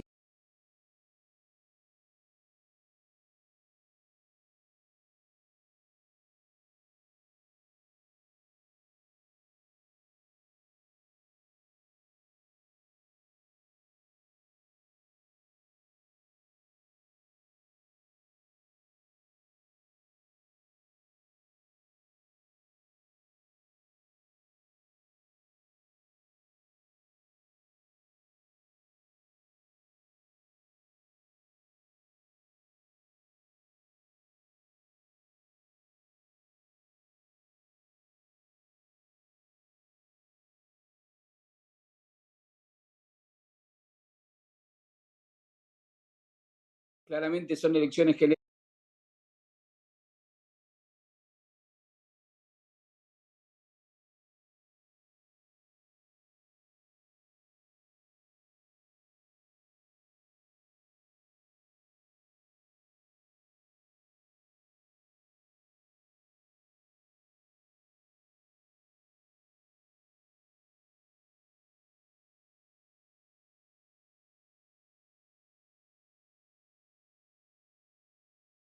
noche, cosa que hasta ahora está vedado por la legislación uruguaya. En términos de lo que son las elecciones presidenciales, todas las encuestas indican una ventaja importante del Frente Amplio Uruguayo, con su candidato Yamandú Orsi liderando las encuestas. Recordemos, hubo internas dentro del Frente Amplio donde se impuso el candidato del MPP, quien actualmente viene de ser el intendente de Canelones, la segunda ciudad más importante de Uruguay, y proviene del MPP, el sector, si se quiere, la tendencia más nacional y popular dentro del Frente Amplio. Lo secunda Carolina Cose, quien viene a ser la intendenta de Montevideo, quien salió segunda en las internas. Por el lado del oficialismo, el candidato Álvaro Delgado es un candidato que no tiene la fortaleza y la legitimidad que, a pesar de las críticas por la gestión al actual presidente de la calle Pou, mantiene una cierta legitimidad él como figura, que ha logrado despegar su figura individual del desempeño del gobierno, que es muy criticado por amplios sectores del electorado. De hecho, el Partido Nacional secunda al Frente Amplio con más o menos la mitad de los votos. El Frente Amplio tendría un 45% aproximadamente en esta primera vuelta, luego vendría el Partido Nacional con alrededor del 20-25%, luego el Partido Colorado y luego Cabildo Abierto. Ahora, ¿qué sucede? En Uruguay hay elecciones con un sistema de balotaje que, si no se reúnen los 50 puntos en primera vuelta, se va a una segunda vuelta, y ahí está la cuestión de qué acontecería en una eventual segunda vuelta si se reúnen todos los partidos que ya lo hicieron para enfrentar al Frente Amplio. La campaña en sí ha sido una campaña de mucha menor intensidad e identidad ideológica del Frente Amplio que otras campañas pasadas, con ausencia, por ejemplo, de su líder histórico, Mujica, quien está fuera de la campaña producto de una intervención quirúrgica a la que fue sometido. Y una de las tensiones que recorren el desempeño electoral del Frente Amplio es entre la búsqueda de la, entre comillas, moderación para aportar hacia el electorado del centro político, y la necesidad de ofrecer una verdadera alternativa. Y en esa discusión, en esa tensión que atraviesa el Frente Amplio y su campaña, se metió la cuestión del plebiscito, nada más y nada menos que sobre las pensiones, lo que yo decía antes. Fue un plebiscito que impulsó el PIT-CNT, que es la Central Sindical Uruguaya, y que establece la vuelta a un régimen estatal de las pensiones, las jubilaciones en Uruguay, y la baja de la edad jubilatoria a los 60 años. Esto ha generado discusiones al interior del propio Frente Amplio, donde los sectores que buscan tensionar un poco más la campaña y el eventual programa del gobierno, si es que se impone, hacia posiciones de mayor transformación, han encontrado tensiones con los sectores más centristas dentro del propio Frente Amplio. Un elemento importante ha sido la necesidad de destacar la cuestión del debate sobre la economía en Uruguay, economía que, si bien ha sostenido un crecimiento, ha estado estancada y ha significado la ampliación de las situaciones de desigualdad en este país. Así que un escenario donde obviamente se intenta fortalecer la opción de cambio que conecta con los sectores populares del Frente Amplio, pero también que está atravesada por una fuerte discusión interna sobre el giro al centro político, y esto es lo que la emparenta con la situación electoral de las municipales en Brasil, como bien lo analizaba en su columna el último programa Atilio, respecto de esta tensión al interior de la campaña del PT entre esa necesidad de ir a buscar ese electorado del centro, pero la necesidad de marcar una diferencia clara, en ese caso en el enfrentamiento con el bolsonarismo. Así que esos son un poco los cuadrantes en que se está dando la discusión para la última semana de campaña en Uruguay. El cierre de campaña va a ser este día 22 de octubre en el clásico lugar, el Parque Valle Ordóñez, que es un parque histórico en la ciudad de Montevideo, donde se encuentra el Estadio Centenario, entre otras atracciones que allí lo encuentran, donde se espera un mensaje de cierre de la campaña Yamandú Orsi. Lo que preferiría el Frente Amplio es, obviamente, terminar de consolidar esa distancia, ganar en primera vuelta y tener una suficiente cantidad de diputados y senadores. Entre ellos se destacan figuras importantes de la renovación al interior del Frente Amplio, como por ejemplo quien lidera la lista de senadores, Alejandro Pacha Sánchez, dentro del MPP. Así que ese es un poco el panorama, las discusiones y las tensiones que se presentan de cara a la última semana de campaña en las presidenciales en Uruguay. Bien, muchísimas gracias. Veremos. Enseguida venimos. Un beso. Si querés estar al tanto de todo lo que pasa en el mundo y la región, no dejes de visitar nuestra nueva página web.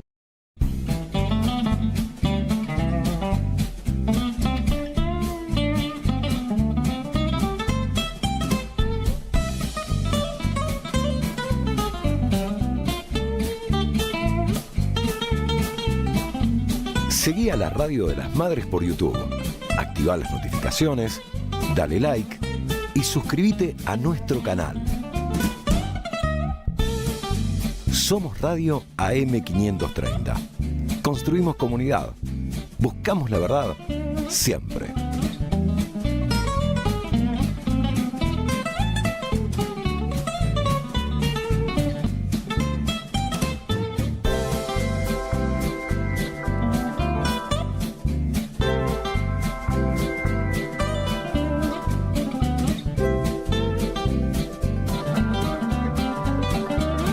Somos Radio AM530. Construimos comunidad. Buscamos la verdad siempre.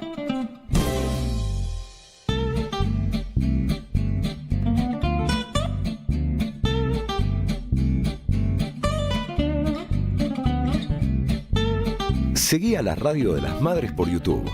Activá las notificaciones, dale like y suscríbete a nuestro canal. Somos Radio AM530. Construimos comunidad. Buscamos la verdad siempre.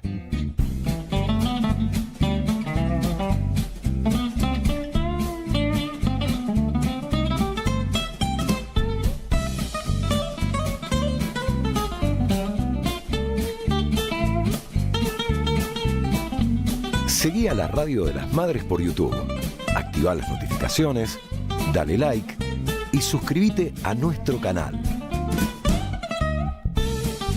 Somos Radio AM530. Construimos comunidad. Buscamos la verdad siempre.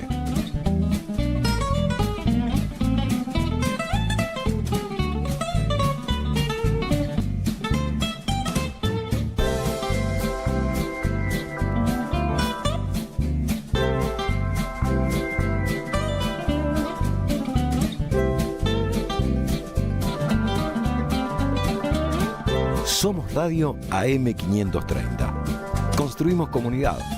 Buscamos la verdad siempre.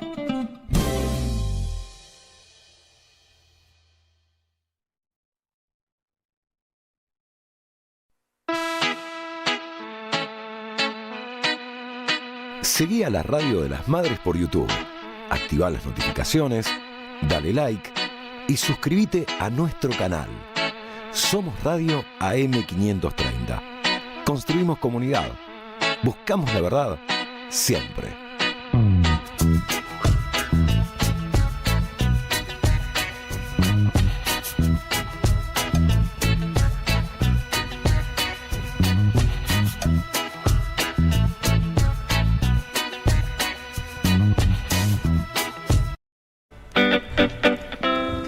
En este último rato del programa, primero agradecemos los múltiples mensajes de oyentes que nos fueron llegando, y vamos justamente a hacer el sorteo del libro ahora un poquitito antes, porque como les decíamos al principio, ahora nos vamos a dejar con una grabación que mandó Atilio, unas palabras de Atilio desde un aeropuerto, y después esta interesantísima entrevista con este intelectual Olmedo Bellucci.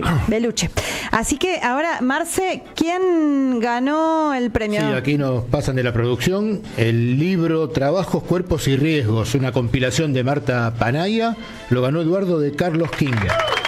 Muy bien. Así que, Eduardo, ganaste el libro que sorteamos hoy. Podés pasar a buscarlo la semana que viene por Librería Badaraco, Entre Ríos 921, Ciudad de Buenos Aires. Es hermoso, Carlos King, pero te tenés que venir acá para la ciudad a buscar este libro a la Librería Badaraco. Está muy bueno. Bueno, y aquí nos despedimos con un feliz día de las madres que luchan. Mañana es acá mirando la carita de Eve de Bonafini, con el ejemplo, con la bandera, con el amor que siempre nos dieron y nos darán con nuestras hermosas madres luchadoras, las madres de Plaza de Mayo. Así que aquí en esta radio nos despedimos con esas palabras. Chau Telmi, chau Marce. Hasta el próximo sábado. Hasta el próximo sábado. Y hasta la victoria siempre. Hola. Mireya Moscoso fue una de las presidentas del Panamá. Gobernó entre 1999 y el 2004. En el 2003 se cumplían los 100 años de la creación del Estado de Panamá, separándose de Colombia. Ella tomó varias decisiones importantes, la mayoría decisiones malignas, perversas. Al terminar su mandato, indultó al criminal Luis Posada Carriles, que estaba preso en las cárceles panameñas por haber sido el autor intelectual del estallido del avión de Cubana de Aviación que cegó la vida de aproximadamente 78 jóvenes que iban a participar en unas Olimpiadas regionales. Pero también hizo otra cosa Mireya Moscoso. Prohibió la agremiación estudiantil en las escuelas secundarias. A partir de ese momento, creo que fue en el 2004, ya se perseguían a los estudiantes que intentaban organizar un centro de estudiantes en las escuelas secundarias. El resultado de todo eso fue un proceso muy significativo de progresiva despolitización de la masa estudiantil. Y eso se transmitió con el correr de los años también a los estudiantes universitarios, son aquellos chicos que estaban en la secundaria, cuyos centros fueron intervenidos, cuya capacidad de organización fue coartada brutalmente por Mireya Moscoso, ese gobierno repugnantemente colonial y neoliberal, denostado y despreciado por Fidel de una manera que pocas veces vi en mi vida. Y el resultado es que hoy en día se está haciendo un esfuerzo muy grande, los compañeros en Panamá, para repolitizar a una juventud que de alguna manera le brindó su voto a un personaje parecido a Milei en la Argentina. Se llama Luz Mulino y que está haciendo o tratando de hacer las mismas políticas que está haciendo de la manera más brutal, más salvaje y más decidida Milei en la Argentina. Mulino tiene además una virtud, ¿verdad?, que es que sabe comunicar muy bien. Los jueves tiene un programa que equivale un poquito a las mañaneras de Manuel López Obrador. Y es bastante persuasivo, debo decirlo. La gente queda muy impresionada. Habla muy bien, habla muy claro, habla pausado, da argumentos. No tiene nada que ver con Adorno y todas esas payasadas que tenemos nosotros en la Argentina. Y está proponiendo, ¿verdad?, un desafío muy serio a los sectores soberanistas, pañamenistas en este país, en donde la lucha por implantar la bandera de Panamá en la antigua zona del canal, aun cuando había un tratado que exigía que todos los edificios públicos de la zona del canal tuvieran las dos banderas, eso lo firmó Kennedy poco antes de morir, fue una de las cosas que la CIA le acusó haber traicionado al canal, porque estableció de que era obligatorio, junto con la bandera de los Estados Unidos, hubiera la bandera de Panamá, ¿verdad? Y hubo una resistencia a eso en un sector, en Balboa, en un instituto nacional educativo de alto nivel. Ahí los sectores pro-yanquis se negaron a levantar la bandera de Panamá y hubo un tumulto impresionante que se expandió como un reguero de pólvora por todo el país, a consecuencia de lo cual hubo una represión salvaje del gobierno neocolonial y por supuesto de las tropas de los Estados Unidos, 24 muertos. Eso ocurrió en 1964 y esa crisis tan profunda fue la que dio origen a una completa revisión de la relación entre Estados Unidos y Panamá, que llevó a la redefinición de los tratados del Canal de Panamá, que finalmente llegaron a buen término, ¿verdad?, con la administración de Carter y el gobierno de Omar Torrijos en Panamá. Gobierno que firmó ese acuerdo que puso fin a la concesión de por vida, vitalicia, permanente del Canal de Panamá a los Estados Unidos. Se produjo la devolución del canal en 1999 y evidentemente que Omar Torrijos pagó un precio muy caro por haber sido el gran motor de esa iniciativa, que no la había tomado él, que era anterior a su gestión, pero que él la empuñó con una fuerza enorme y lo pagó con su vida, digo, un accidente de aviación muy sospechoso que terminó con la vida de Omar Torrijos. Hoy en día se recuerdan a aquellos estudiantes y a aquella gente de pueblo que participó en las jornadas de 1964 como héroes de la patria panameña. Bueno, quería compartir esto con la audiencia, la oyentada de Diálogo Internacional. Así que les mando un gran abrazo desde el aeropuerto de Tocumen en Panamá, ansioso por regresar a la Argentina. Diálogo Internacional con Atilio Borón. Bien, estamos con Olmedo Bellucci. Él es director del Centro de Investigaciones de la Facultad de Humanidades de la Universidad de Panamá y autor de numerosos libros, entre ellos el más reciente creo que es El mito de los próceres. Hay un libro sobre la independencia de Hispanoamérica muy interesante. Olmedo, un gusto estar acá para el programa Diálogo Internacional que transmitimos por la radio de las Madres de Plaza de Mayo y la radio de la Universidad Nacional de Avellaneda. Un gusto que usted nos visite acá en Panamá y tenerlo aquí y escucharlo en directo. Bueno, muchas gracias.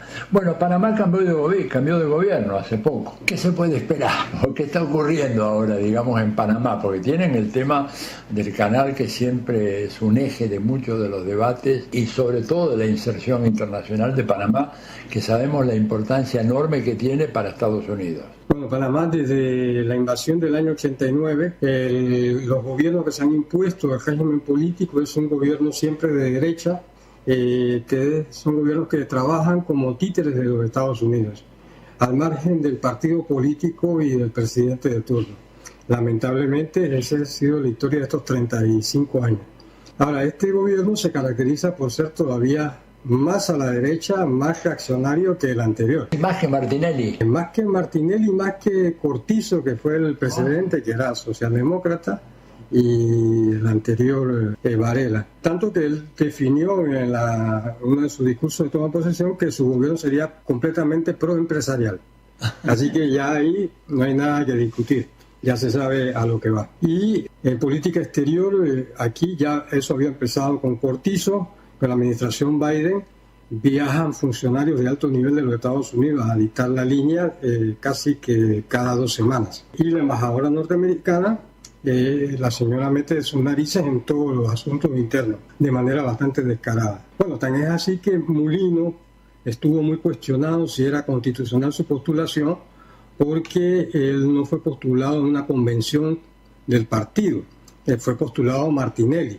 Entonces cuando condenan a Martinelli, que se asila en la embajada de Nicaragua. ¿Por qué lo condenan a Martinelli? Un caso de corrupción, de manejo de fondos públicos para la compra de un periódico a título privado, de un diario nacional. Queda condenado, la Corte Suprema lo pone en firme esa condena. Exactamente, y entonces queda anulada su postulación presidencial y él, para evitar ser detenido, se asila. Pero previamente él había elegido los días previos de a dedo a Mulino como su vicepresidente. Pero la Constitución dice que el candidato presidencial debe ser postulado por una convención y Mulino no lo fue. Mulino fue electo de a dedo. Entonces el punto estuvo en discusión en la Corte Suprema hasta 2 días antes de la votación.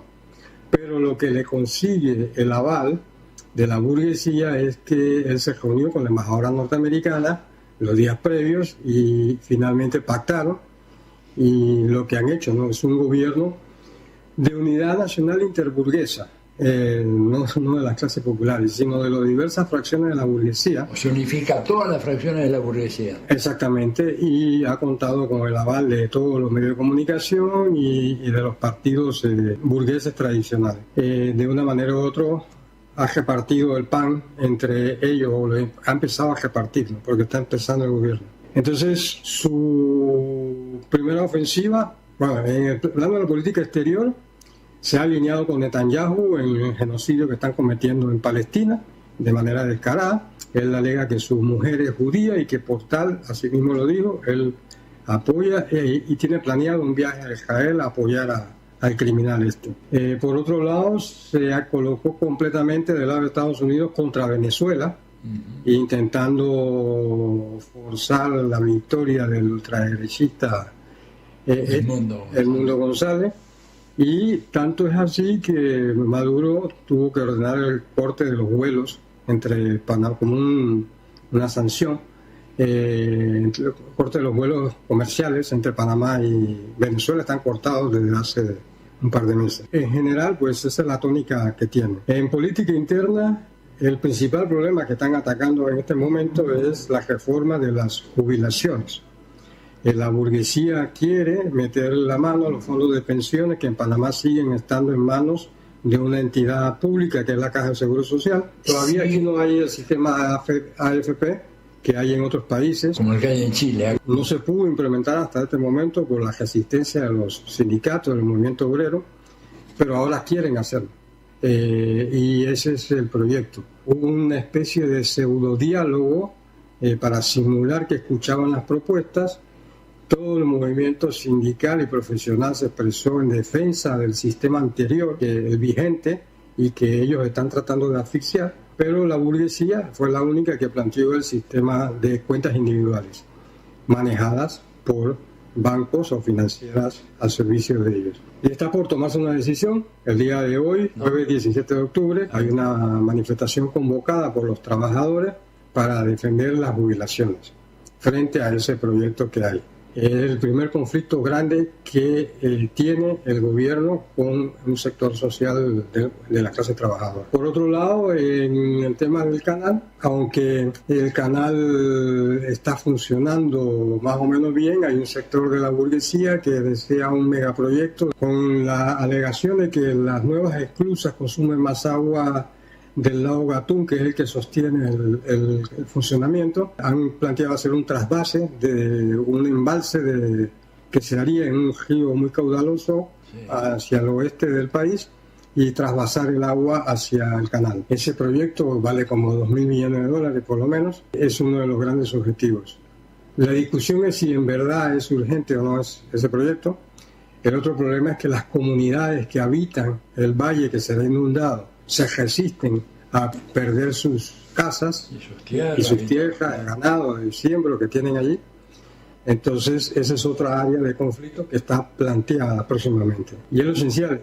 Y el tercer tema que está en debate en este momento es el recorte al presupuesto nacional. Se ha presentado un corte casi del 15 al 20% del presupuesto respecto al año anterior, cosa que antes no sucedía. Parecido a lo de Milei, alegan para justificar el corte los casos de corrupción del anterior gobierno, han destapado varios manejos escandalosos de la administración pública, pero eso no lo hacen para castigar a los ladrones, sino para justificar despidos del sector público. Ya han despedido, por ejemplo, la planilla del municipio de Panamá, fue despedido el 40% de los trabajadores. ¿40%? Exactamente. Alegando que eran, aquí le llamamos botellas, gente que cobraba sin trabajar. Ñoquis, se le dice en la jerga.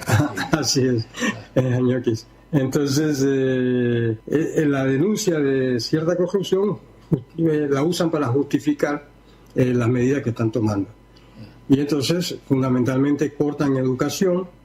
El presupuesto, algunos diputados han denunciado que en educación el compromiso legal es que sea del 7% y sin embargo viene por debajo de esa cifra, lo cual viola la ley que ellos han aprobado. Y la universidad también señala que hay un corte presupuestario, no tengo claro exactamente de cuánto. Dime una cosa, cuando uno da una vuelta por la ciudad de Panamá, ¿no? Que además lo que se ve es una parte siempre un showcase, ¿no? Es Disneylandia, Disney World. ¿Cómo está la cuestión de la pobreza acá y la desigualdad en los ingresos? Panamá es uno de los países más desiguales del mundo y de América Latina. Casi que compite con Brasil en ese sentido. Hay una tasa de pobreza extrema que están entre el 18 y 20% y una pobreza relativa que sobrepasa el 30 a 35%. El problema fundamental en los últimos años, después de la pandemia, ha sido que no se ha recuperado el nivel de empleo que había previo a la pandemia. El gobierno anterior permitió que el sector privado despidiera masivamente a los trabajadores, se violara las convenciones colectivas, el derecho laboral, y luego, cuando se reactiva la economía, no ha habido la misma recuperación del empleo. Y especialmente golpea a la juventud. La tasa de desempleo oficial es de 7, 8, 9%, sin embargo, entre los jóvenes escala hasta el 30%. Y especialmente entre las mujeres jóvenes. Así que es el principal problema. Y entonces eso está asociado a la delincuencia juvenil, a las pandillas, lo que llaman las maras, que ha crecido mucho la inseguridad social en los barrios populares. Porque las maras no tenían una presencia de maras acá hace unos 10 años en Panamá, por lo menos yo no recuerdo que me hubieran dicho. Era muy poca, pero ahora sí hay una tasa de homicidios mensuales bastante alta, y ese es otro de los problemas.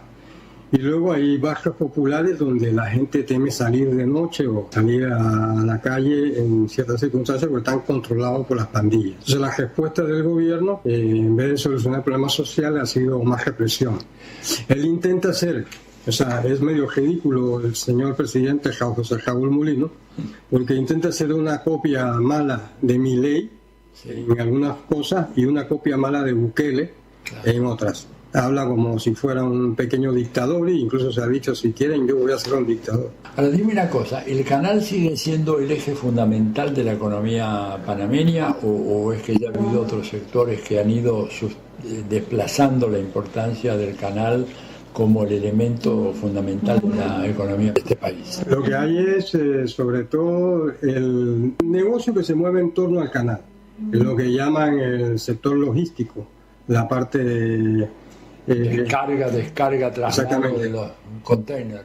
No solo el canal, sino los puertos, que son como 3 o 4 puertos de contenedores. Está el sistema bancario financiero internacional que opera de manera, como dicen los Panama Papers, ¿no? De lavado de empresas de maletín y lavado de activos. Pese a las sanciones que ha habido, todavía Panamá aparece en las listas grises porque no han cumplido todas las normas que piden. O sea, sigue siendo una guarida fiscal. Exactamente. Y luego entonces hay zonas especiales donde libres de impuestos, donde se plantea la estabilización de empresas extranjeras. Hay una que se llama Panamá Pacífico, que era una base militar. Se habla de poner aquí una fábrica de chips y incluso de traer a Google que ponga su sede regional en Panamá.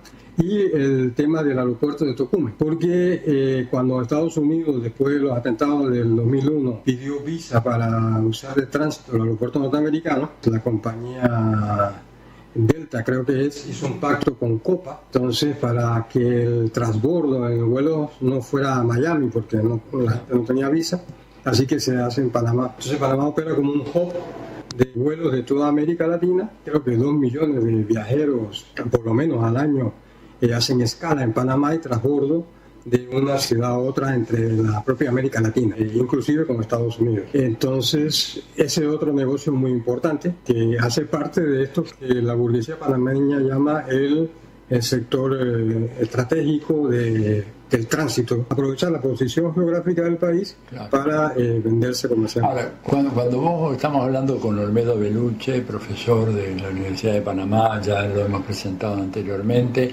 cuando vos hablas de la burguesía panameña, la pregunta que me surge es ¿hasta qué punto hay una burguesía panameña o está altamente internacionalizada y es simplemente un tentáculo de la gran burguesía norteamericana? Mira el resto de América Latina en general, lo que ve es este nivel de internacionalización. Acá parecería ser de que no es tanto, por lo menos. No, sí lo hay, porque todo ese negocio mucho está en manos de empresas extranjeras. Puertos están en manos de empresas chinas y norteamericanas, en asocio con capitales panameños, pero el puerto principal de Balboa, es una empresa china fundamentalmente. El segundo usuario del canal en cuanto a tránsitos es China después de Estados Unidos, desde hace muchos años. Por eso también no se comprendía por qué no había relaciones diplomáticas con China, porque hacían con Taiwán, ¿no? ¿Ustedes? Exactamente, como todos los gobiernos títeres de Centroamérica. Y ahora ya es normal con China. Entonces el negocio del hub del aeropuerto es entre una empresa capital panameño, Copa, pero también con Delta Airlines, que es norteamericana, que tiene el 51% de las acciones. Así que en gran medida está transnacionalizado. Igual que la industria, lo poco de industria que hay en Panamá, los burgueses industriales panameños vendieron para dedicarse al rentismo y ahora está en manos extranjeras. La cervecería nacional y demás. Sin embargo, hay un banco que es el principal banco del país, donde se reúnen los capitalistas nacionales, que es el Banco General. Dime una cosita, la presencia de China de alguna manera en los puertos del Pacífico del Canal, ¿no crea una zona de fricción con Washington? Sí, cuando el gobierno de 2014-2019 de Varela, que era un gobierno conservador y sin embargo decide normalizar las relaciones con China, se hicieron varios acuerdos, incluso con una empresa china para construir un segundo puente en el Pacífico del Canal de Panamá, que incluyera el tránsito de un tren metro para la zona oeste de la ciudad.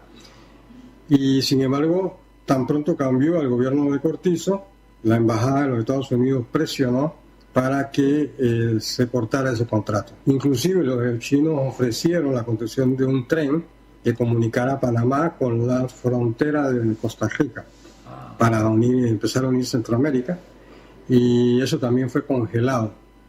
Este gobierno ha hablado de reactivar la idea, pero no con la empresa china, porque los chinos ofrecieron la construcción completa de la obra. Inclusive les regalaron al país el estudio.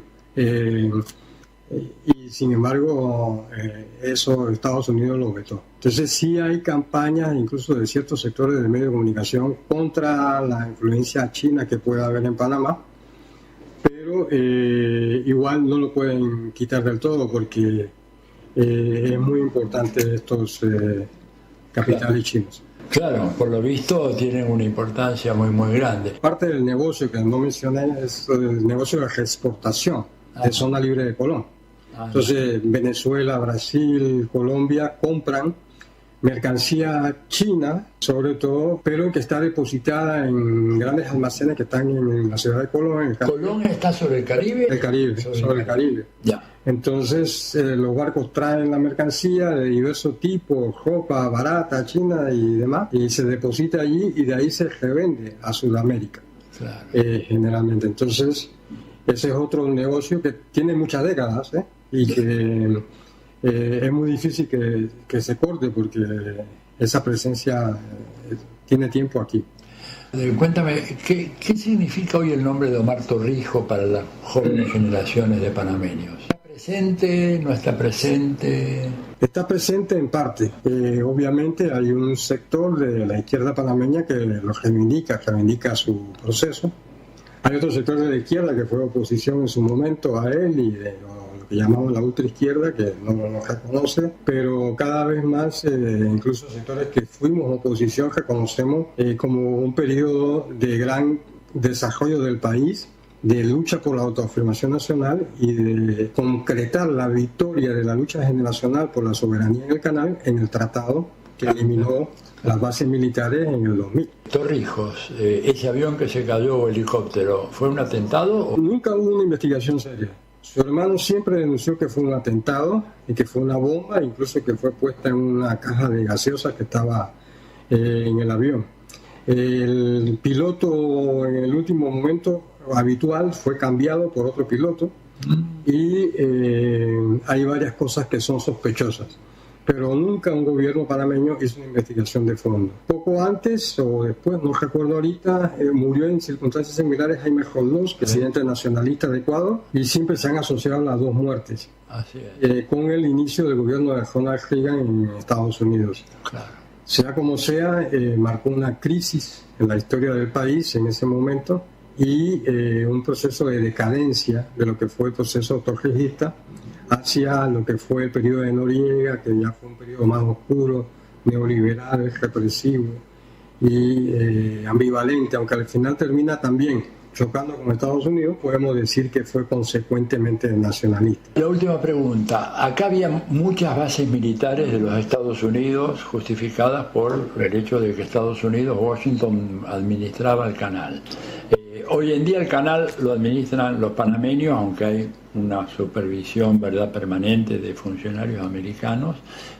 La pregunta, ¿hay todavía bases acá militares o por lo menos hay destacamentos de tropas norteamericanas en Panamá? No hubo manera de que ellos intentaron que se quedaran bases militares después de la aplicación del tratado en el año 2000. se sacaron todas las 14 bases militares que estaban en torno al canal. Ellos luego quisieron justificar la creación de una base militar contra el combate contra las drogas, y la gente salió a la calle y eso fracasó. Entonces lo que los gobiernos han hecho es acuerdos de seguridad nacional con Estados Unidos. Claro. Entonces supuestamente en algunas cosas hay agentes especiales norteamericanos. Eventualmente hay compañeros, sobre todo puertorriqueños, que han sido patriotas, que luchan por la independencia de Puerto Rico, que han sido detenidos por agentes del FBI en el aeropuerto de Panamá, lo que implica la presencia de ellos ahí. A mí también me pararon, agentes panameños y del FBI, por suerte pude zafar hace ya unos cuantos años. Así es, eso se ha denunciado mucho y ha pasado a muchas personas. Quiere decir que ahí hay una presencia. Hay presencia en Darién, en la frontera con Colombia. En el tapón de Darién. Exactamente, y donde está pasando la migración esta hacia el norte. Pero todo es muy solapado, es muy cuidadoso y son contados oficiales los que participan. O sea, no hay cuarteles que vos digas con la bandera gringa. No, para nada, eso no. Bueno, si lo hiciera, generaría una explosión social, porque está todavía el recuerdo de la lucha por la soberanía. Es una gran noticia, qué bueno que lo has aclarado, porque en general, incluso en la literatura especializada hoy, entre la gente que estudia este tema de la militarización de América Latina a manos del gobierno norteamericano, se decía, pero nunca se dan datos muy precisos, de que todavía Estados Unidos conservaba varias bases con personal, cuarteles propios, su propia bandera. Se han creado unas bases aeronavales en las que se supone que puede haber, en el tratado dice, puede haber funcionarios de asesoría militar, pero no con bandera norteamericana ni nada. Perfecto. Bueno, la verdad es una gran noticia. Bueno, hemos estado conversando con Olmedo Belluche, la verdad muy muy interesante. Hay un par de libros tuyos que están circulando por la web, ¿verdad? Así es, Independencia Panamericana y Lucha de Clase, que acaba de publicar Claxo. Claro, y que está digitalizado, y yo ya lo he empezado a hacer circular, pero le digo a la gente que nos está escuchando, no se lo pierdan, porque toda una reinterpretación muy interesante de los procesos de emancipación hispanoamericana. Gracias por la entrevista y por venir a Panamá a visitarnos. Por favor, gracias a vos. Hemos estado con Olmedo Belluche, profesor de la Universidad de Panamá.